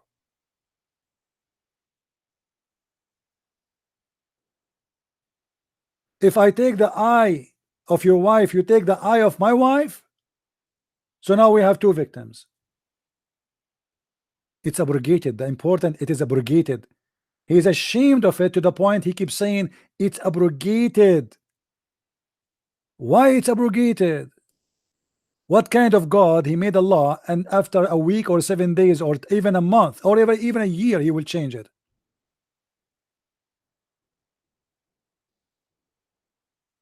Why Musa did not abrogate his law every few days? Abrogated? Why? What is the real reason? I will tell you the real reason. Muhammad, when he keep changing his Quran and keep changing his ideas because he is very confused and he's very stupid, he have to come with the solution. So he come with this. If you remember when he was receiving satanic verses, and Muhammad in the same time was suffering from forgetting verses, so he come with a chapter in the Quran. It says, chapter 2 verse 106, any verse we cause to abrogate and cause to be forgotten, we are going to substitute something better or similar. Have you ever heard of a stupid religion like this? Allah will abrogate his law, bring him better law.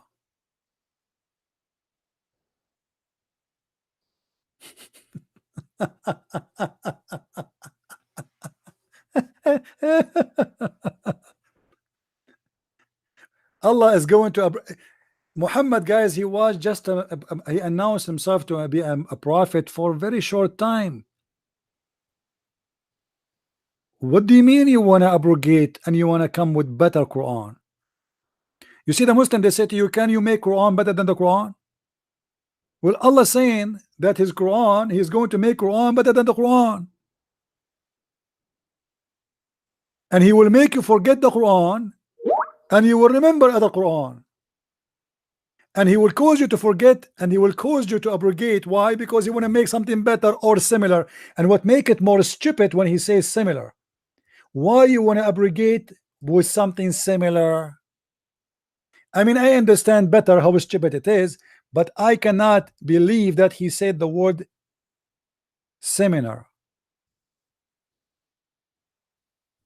or similar, sorry. Can you believe it? Imagine you have a Rolls Royce and the model is 2018, and then I will say to you, I am going to abrogate, I will destroy your car and give you similar car. Oh Allah, what is that? Rolls Royce 2018. But Allah, this is the same one. Yeah, it says similar.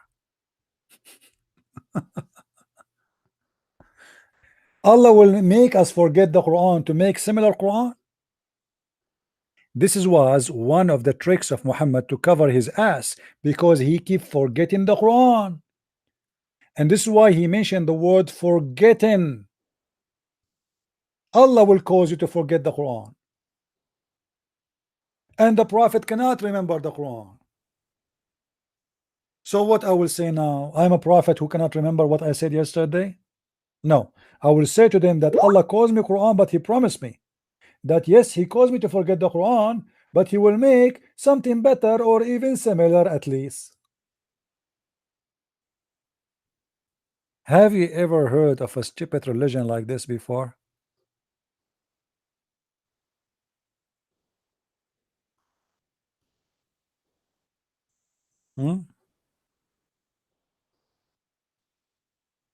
Any Muslim have an answer? This is God talking?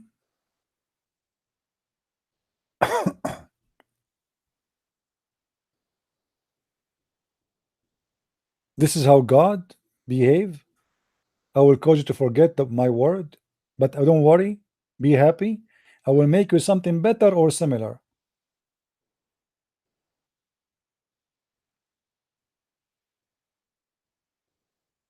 Any Abdul? Any Abdul is wearing a shirt, please. There's a child molester priest. He ran to Morocco and he converted to Islam. The Muslims don't talk about him, by the way. He's a child molester. He's wanted in USA. He went all the way to Morocco and he converted to Islam, and they were happy to have him, for he's a child molester. They don't talk about him. Welcome home.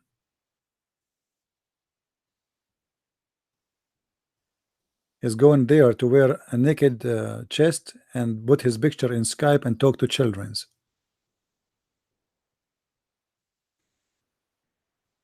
Any Abdul?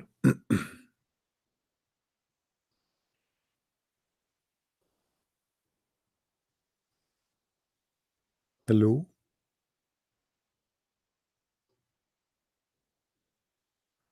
No, Muhammad. Listen, Muhammad. Tomorrow we will do. It's enough for today. You've been spanked enough, right? Let us continue tomorrow. Do you promise me you will come tomorrow, Ahmad Muhammad? You promise me you will call me tomorrow, but you will be wearing your shirt? Honest to Allah, if you don't wear your shirt, I will tell your mommy. Okay? Good boy. Okay. Tomorrow call me and please be sure you have your shirt. And don't forget to search for the hadith I gave you about Bilal begging for his freedom. Huh? Don't forget. It took you 2 hours to find the reference, but you could not find it. I found it for you. Okay, good boy. May Allah bless you with a lot of virgins. Do you want to call me now? Muhammad, do you want me to call me now? Okay, make a research, no problem. I will give you time for tomorrow or the day after, whatever. Usually I do a live broadcast one day yes, one day no, which means tomorrow no. But if I do tomorrow, call me. If not, then the day after. You are welcome. All right. Anyway, guys, I hope that today we did learn something good. You want to call now? Okay, hold on. You want to call now? What we will do now? He's excited.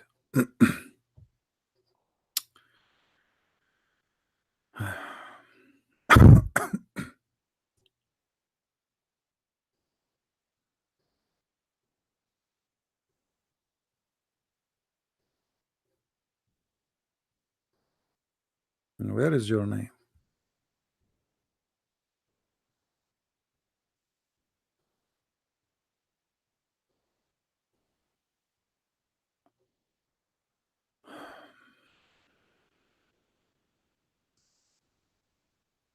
Okay. Try to call? Because I don't see your name to call you. I'm looking for your name.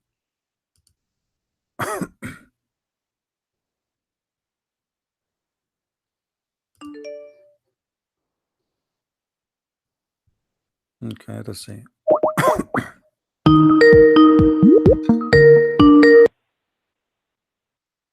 Okay, you will give me 3 minutes to speak. Okay, 3 minutes? Why 3 minutes? Why not 3 hours? because I have the long answer. I have a long answer to your question. Hey, long answer. Okay. Okay. So but this answer about what? Because there's many questions, you never answer any of them. Which one you answer now? Okay, 1 second. Okay, for the hadith about what you claim was something inappropriate. The Prophet did. He didn't do anything and inappropriate. Which one? He was Which one? hadith you said about. Which one? Which one? Tell me which one. Which hadith? The What is last it? one. What is that? The one he kissing the belly of the guy? You say, The this two, was about. the two naked this- men kissing each other? Is that the one? Okay, 1 second. The two naked men?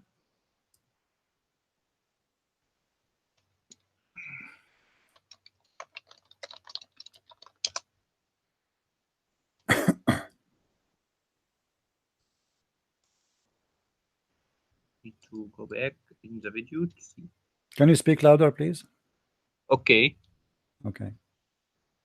I have it in front of you. So what you said? Because He said he did not do Okay, anything okay, inappropriate. okay, I'll show you. Okay, it says what hadith says. It says he kissed him in his side. Hmm. This is kissed him in What his the side. what He the did side? What is the side? his side. What Does, the does, it, what the side? does it mean his belly? Does it What mean what his what's, belly? what? Okay. Okay, tell me what is the side? You for you? What is that? Side, mean? his arm is like his arms. His This- arm. This is The prophet yes. kissing the guy, or the prophet kissing the arm? Who is kissing who? As a man kissed the prophet arms. This is extremely normal. He Okay, didn't kiss him in. what is Okay, the what I is need the to- word? I What need to what is continue the my word? speech. What is the word in Arabic? I need to. You. What is the Look word what- in Arabic? look- What look is the what's word? written. What is the word used in Arabic in the hadith? Look in the video. Look My in the friend, video. okay, I'm asking you. He kissed his side. What is the word side in the hadith? What is that side? What side? Does it say arm? Don't you see that your own translation? Yeah, it says side. What side? Where is the side? Where is located that side? Side. I know what where is located is which side. The hadith doesn't say which side. But it says in Arabic. Do you see the word Arabic in there? It doesn't have to say which side. It says he kissed him in the side. What? Okay, let No, me complete. It says in Arabic the word kashhahu. What kashhahu mean? Let me complete my speech. Okay, Abdul, the word there in Arabic is kashhahu. The Muslim translation is saying, this is not my translation. They are saying his side. What kashhahu mean? You know what kashhahu? I don't know. This word. You tell this me. You word tell me means, what kashhahu. What kashhahu mean? He this kissed word- him.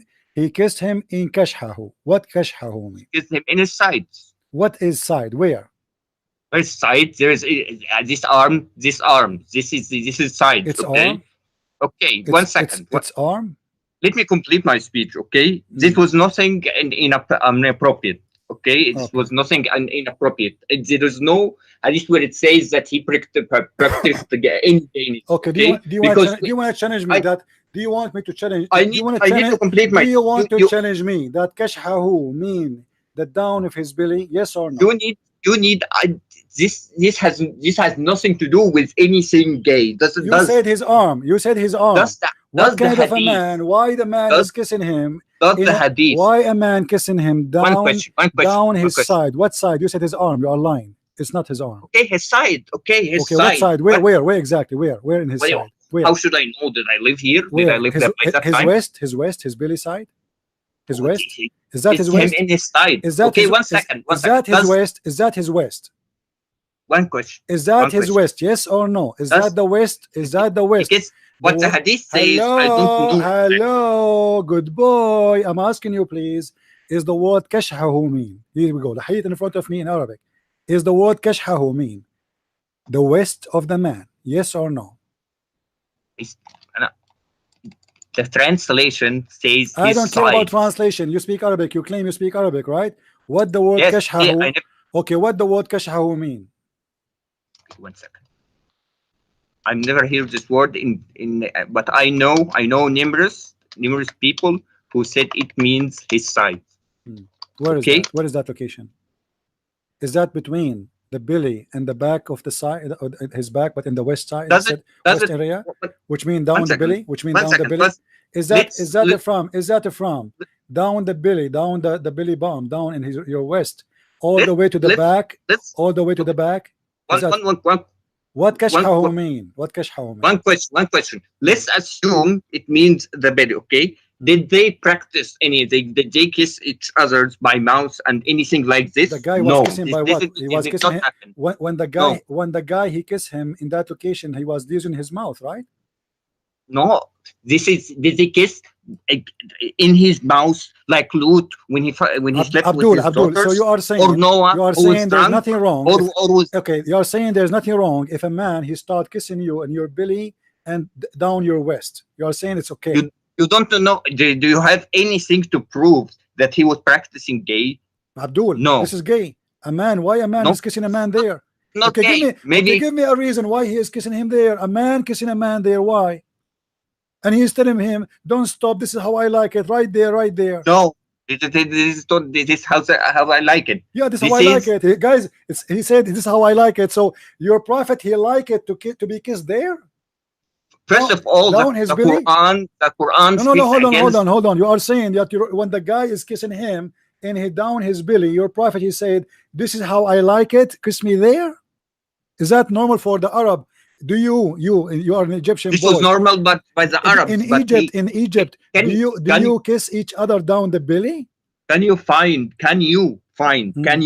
me a hadith where he kissed someone by mouth and kissed him and practiced gay thing? What if I do you know? Okay, what do you know in Sharia? Okay, hold on. If I show you your prophet not only kissing, licking, what you will do? This I know what you will do. You will do which hadith you will use. What hadith I will use? Tell me which one? Tell me which one. Remember the exact. No, tell me which one. No, you don't remember. You are a liar. Tell me which one. Tell me which one. You don't remember anything. You know nothing. All what you know, you have no shirt. Tell me which hadith you remember. I will speak about your prophet licking a face of a man, a male. Who? Who? You're always misinterpretation. So now you agree that your prophet kissed men and licked them. Not only he kissed them. One second. Are you aware? Now answer me. Is it normal? Is it from the practice of the Muslims today to follow the sunnah of the prophet? The prophet, he liked it to be kissed there. Do you, when you see your friend, kiss them down their belly? Do you do that or no? This was something that has nothing to do with gays. What? So it have to do with what? Then it has to do with what? It have to do with what? You are having a very difficult time finding naked men. They have no shirt on. Muhammad, he left his shirt up. Why he left his shirt up? What the hadith says. And the guy start doing what? They start kissing. They start kissing each other, my friend. And the prophet says they have. And now do you see? You did lie to us. You said that the word kashaf. Does the hadith say sex? No, it doesn't say sex. You said right? the word kashaf mean arm. Do you see the dictionary in front of you? Do you see the dictionary? It says ما بين الخاصرة إلى الضلع الخلف. Do you see it? Between the west down, al-khasira, all the way to back of his ass. That's the hadith. My friend, this is what he's kissing him. So what if this hadith? Why a man? Why a prophet of God? But Abdul, why a prophet of God is kissing and the man kissing each other in such a place? What kind of a behavior is behavior? If this is not gay, this is had sex with him. Obviously, this is sexual because this is kissing. A man kissing a man, a man kissing a man in a naked body. down his belly. You lied to us. You said his arm. You are a liar. His side. That I was the got you busted. your own I translation. showed said you the side. dictionary. It says When Lot where he- slept with his daughters, when Abdul, Noah was Abdul, drunk. Abdul, listen. So Lot sleep with his daughter. Muhammad slept with his daughter too. No, he didn't sleep with He his did. daughters. First of all, Lot is not. Who is Lot? Who is Lot? Lot, Prophet Lot. You Okay, say what he's is that? What is okay, what he did? one What he did? question. Listen. Just How to show, can you follow just to a show you, prophet just to which show slept you with how his stupid you are. Just to show you how stupid you are. The Bible says that the daughter of Lot, they slept with him, not him. He slept with them. They made him drunk. He is not aware. The guy is asleep. and God didn't protect him from being From there, what? from Okay, committing such okay. Hold awful on. So here the Bible is reporting what the daughters did. It's not what God told them. This is stupid of you to accuse them of anything. Really? And when Moses talks the virgin girls. Abdul, now listen. Here we go. We have a prophet of God. He go to visit his son and he flirt with his wife. And we have a guy kissing the prophet belly down. And we have a guy who is drunk. You know, a prophet who gets drunk. Muhammad is drunk. You want me to show you? Noah. Do you want me to show you? According to your Bible. So what? You know, you Muslims, you say that the prophet and the believers used to be drunk day and night. Noah, was Noah drunk Was after your prophet? the He flood? can be drunk. So what? So why?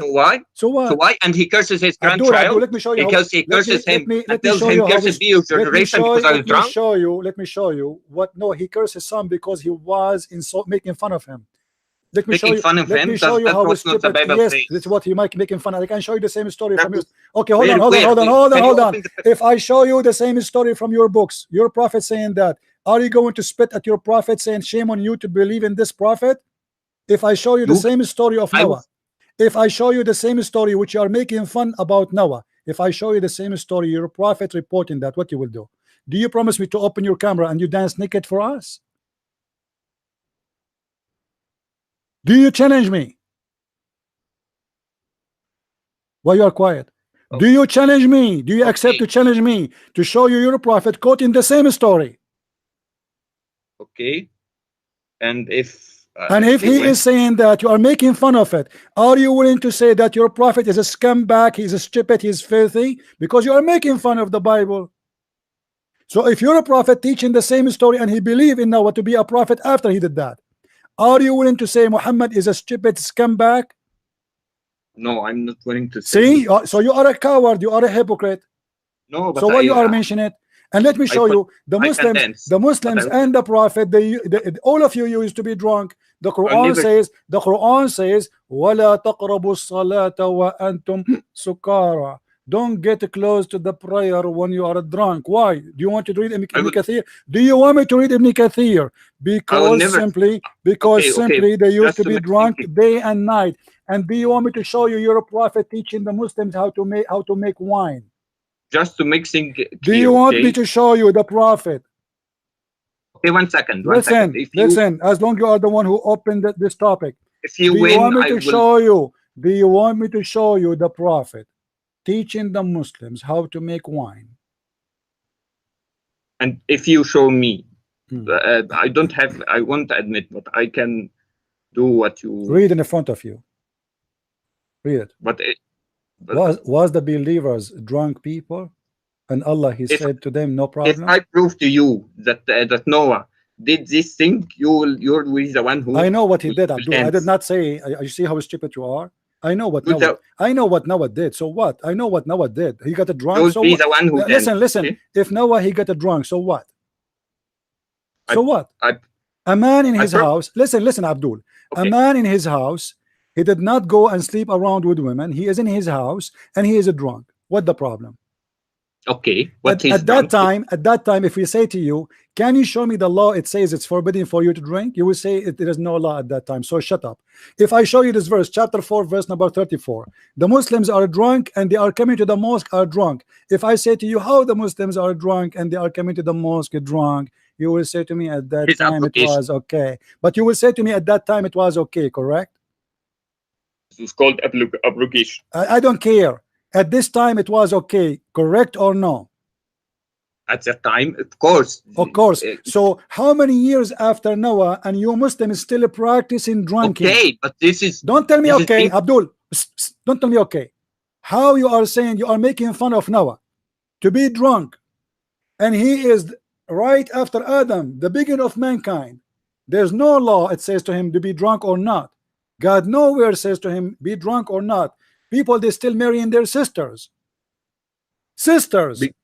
According to your Quran, the children of Adam, they fought with each other because one of them, he want to marry the other girl who have no cross eyes, and Allah, he asked them to give a qurban, and then Allah, he took the shish kebab, he refused the falafel, and then the guy, he killed his brother because he want to take the women who have no cross eyes.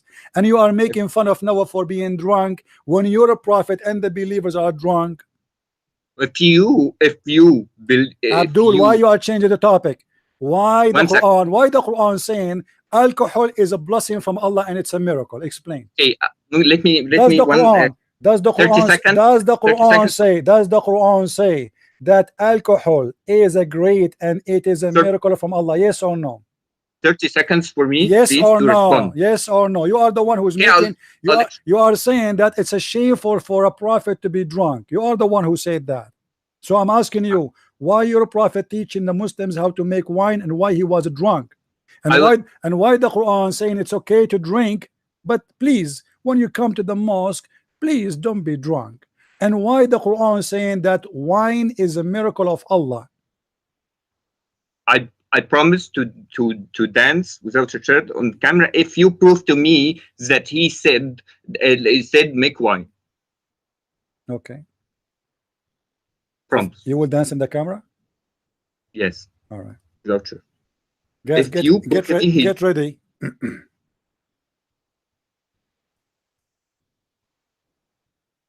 Hadith must be sahih. Must be, sure.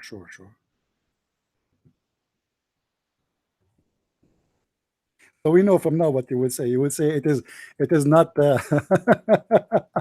it's not sahih. We know already, like he's making himself, he's making an excuse not to dance. It must be sahih, brother. Yeah, for sure we will give you sahih hadith. Okay.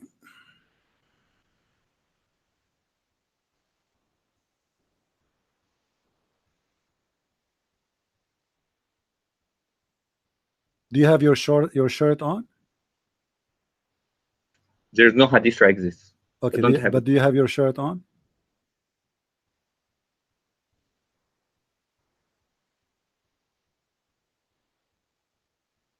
Where is the hadith? Hold on.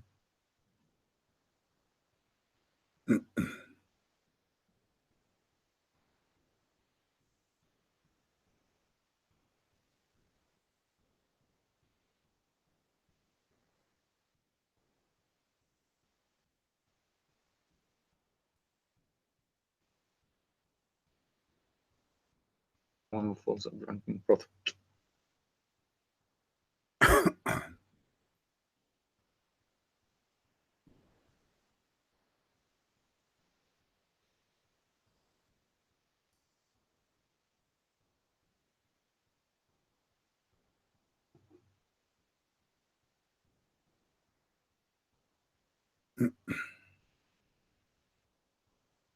Looks like you don't have the hadith. No, I have it, my friend. Trust me, it's in the front of me. I'm just looking for the one which will make you happy.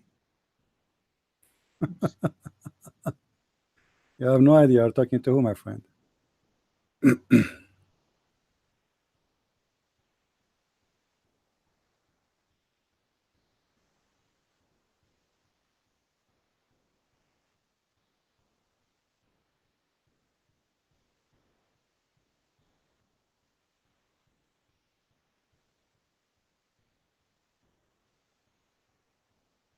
All right.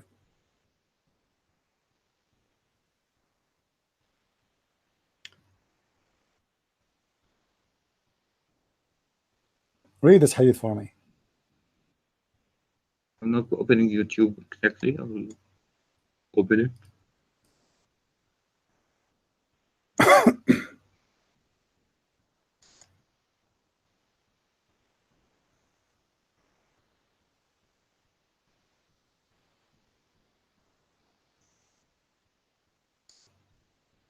Zoom out. I will zoom out. It is out.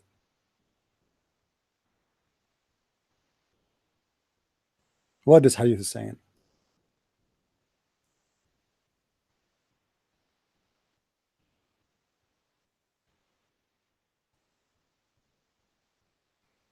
Okay, this was the 30 people by this time. It was forced to they used to Who drink. are they? Who are Then they? Who are they?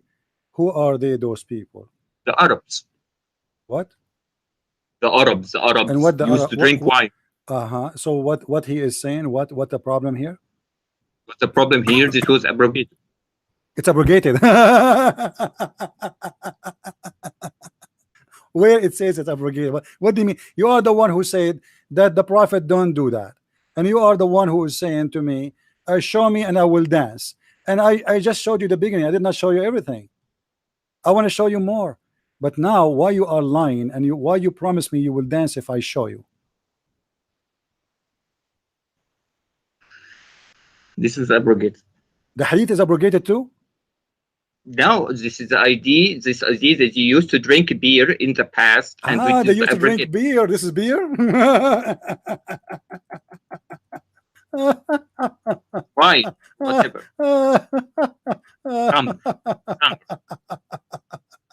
Oh boy, you know, Abdul. Not the abrogated hadith. The abrogated. Abdul.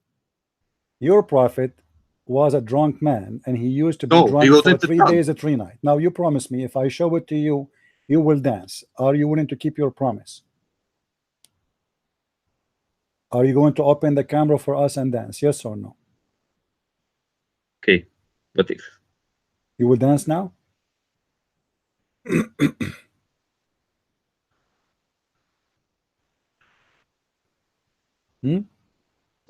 Okay. You will open the camera?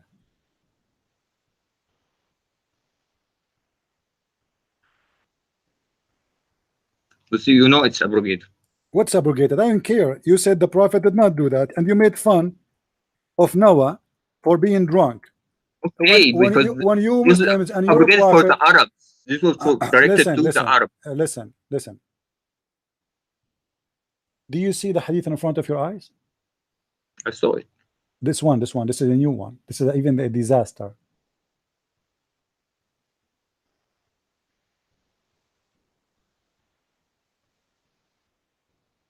What do you say? How many times you are going to dance for us today? But too bad there's no gays in this chat. You know, we should send you to a gay section so you can dance for them. My friend, next time you want to call me, try to get me someone educated. What about you call your scholar, the sheikh, you go to his mosque? Can you do that? I admit I'm not educated, but I know, I read from the Imam that this is abrogation. My friend, abrogation or what? Your prophet was a drunk man. No, he wasn't drunk. He was a drunk man. Okay, you know what? Okay, where is drunk? When Muhammad he came, you are the one who mentioned to me that Muhammad adopted a son. Is that correct?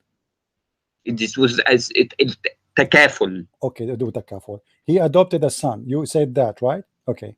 This son, he have a wife. Is it true that your prophet, he flirt with the wife? Yes or no? What? Again? Tell me again. Is it true that your prophet, during the marriage of this man, your prophet, he flirt with his own son wife when she is married? Yes, he didn't flirt. Huh? He didn't flirt. He married. He married her. He flirt. He said to her bad words. He said to her, "I love you." He said, "I am. My heart is flipping for you." You know? Johan, you are going to create with Tabari. Tabari is a several stories and several. I don't care who. This is your Islamic scholars, and this is your story. Okay, this is what making wine. This was abrogated. I admit. And Muhammad is flirting with married women is abrogated. This is for Tabari. Can we get? Okay, hold on. Okay, is it abrogated? Is it okay for a prophet of God? You are complaining about Noah cursing his son. This is what you are complaining about Noah cursing his son because he made fun of him when he was drunk. What do you say of a prophet flirt with married women, and this woman, she is married to his son when he is not drunk? This was for Arabs. Arabs used to ban something from Arabs. What Arab? The Arab never. I can show you the proof that the Arab, they never allowed that a man he sleep with his adopted son. Muhammad is the This one who started that. Now, why Muhammad he flirt with is married not women? adopted. Is it allowed in Islam to flirt with married women? Yes or no? This is not allowed in Islam, and Is it Tabari not is a allowed? So separate. why Muhammad is flirting with the women? Tabari is separate source. What Tabari who is, said it's a Tabari? I did not say it's a Tabari. yes, I know because I know the source. My It's friend, you Tabari. do not know. You have no idea. What if I show it to you from the source you like? What source you want me to read for you? Surprise, Okay. surprise. Regarding the subject, Name the source for me. Stop playing games. What source you like? the stories you like, if you had Sahih al-Bukhari, give Sahih Hadith. Sahih al-Bukhari. First of all, I will not say anything against my prophet for Okay, the one. go kid. First of all, you are a kid. Second of all, you have no idea. Third of all, whatever you say, I'm going to spank you.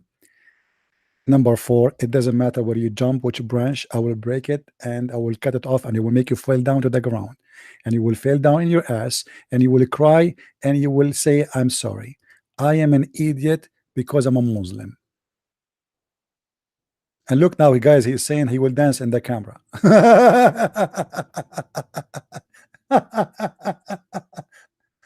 He want to keep his promise. He want to dance in the camera, guys. Look what he said to me. I will dance in the camp. And sorry, I cannot let you do that. We are not a bunch of gays here. Go and find a gay chat room in Saudi Arabia. They will be happy to see you doing that. Get lost. What an idiot. Looked like it was a great opportunity for him to do it. You know? The guy, he could not even like waste the opportunity. Like, did you ask me to dance in the camera? Yes, please. I will have 300, 400 people watching me. Oh boy, please, I will dance in the camera. I'm really over. Anyway, guys, I want to say thank you for being here. I hope today we have a good time together.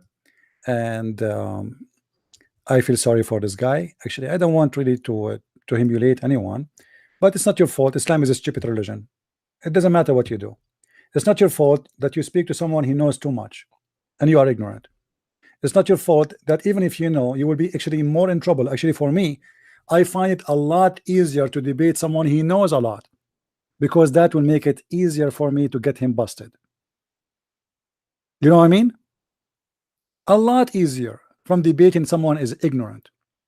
But those people, you notice, it doesn't matter who you debate. I debate the guy who have a degree, PhD, or I debate a guy who is naked in the camera in Skype.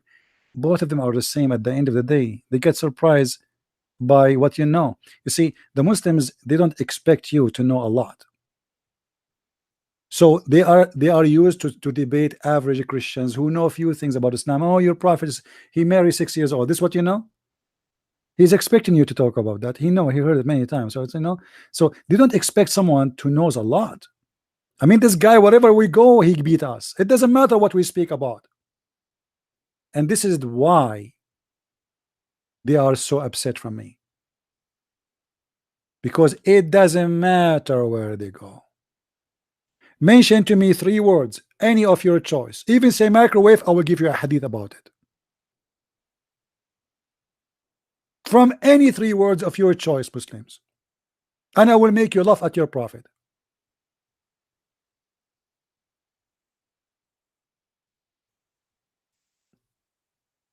My friend, this cult is stupid.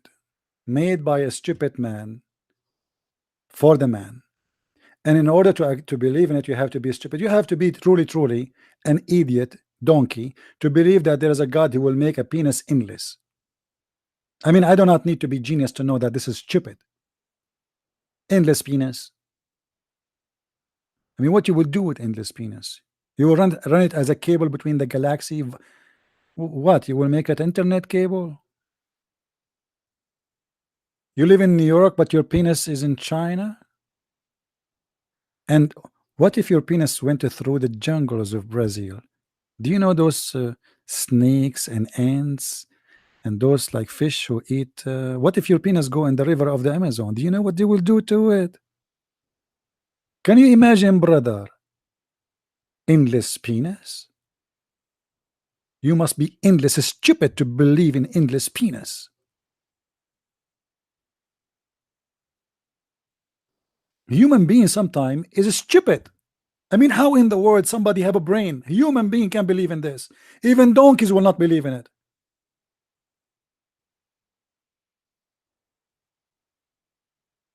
Look at this guy. He said to me, don't misquote. How I can misquote endless penis? Okay, give us interpretation what the endless penis mean. Go ahead, your majesty. You wanna call me? Guys, don't misquote. Look at this. Don't misquote. Okay, you quote for us the endless penis in context. Tell us what does that mean exactly. I'm not going to misquote. You explain. Brother Fitter, there's a Christian guy, his name is the Christian Prince, and he always say there's the endless penis. First of all, he is misquoting the penis. The penis here, it means a cucumber. It's very well known that in the heaven we would like to have a lot of cucumber, and Allah is promising us an endless cucumber. It's a penis. It is a penis. What misquote? Explain to me how I misquote the penis. It's endless penis. What is the misquote?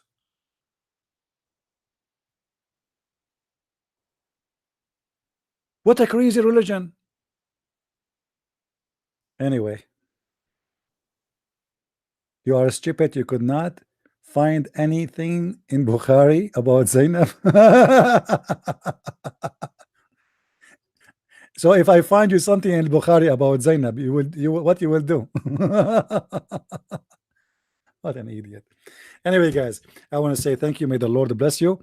And until we see you again, if not tomorrow, the day after, as always, we say, Christ is Lord, Islam is false, and it's time to go. See you soon. May the Lord bless you all.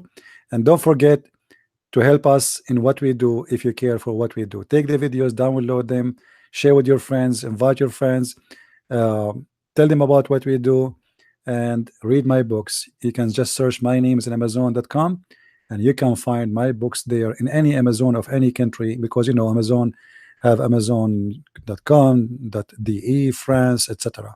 So search for my books, read them, watch my videos, and thank you for those who help us and make donation always. God bless you, and see you soon again. Bye-bye.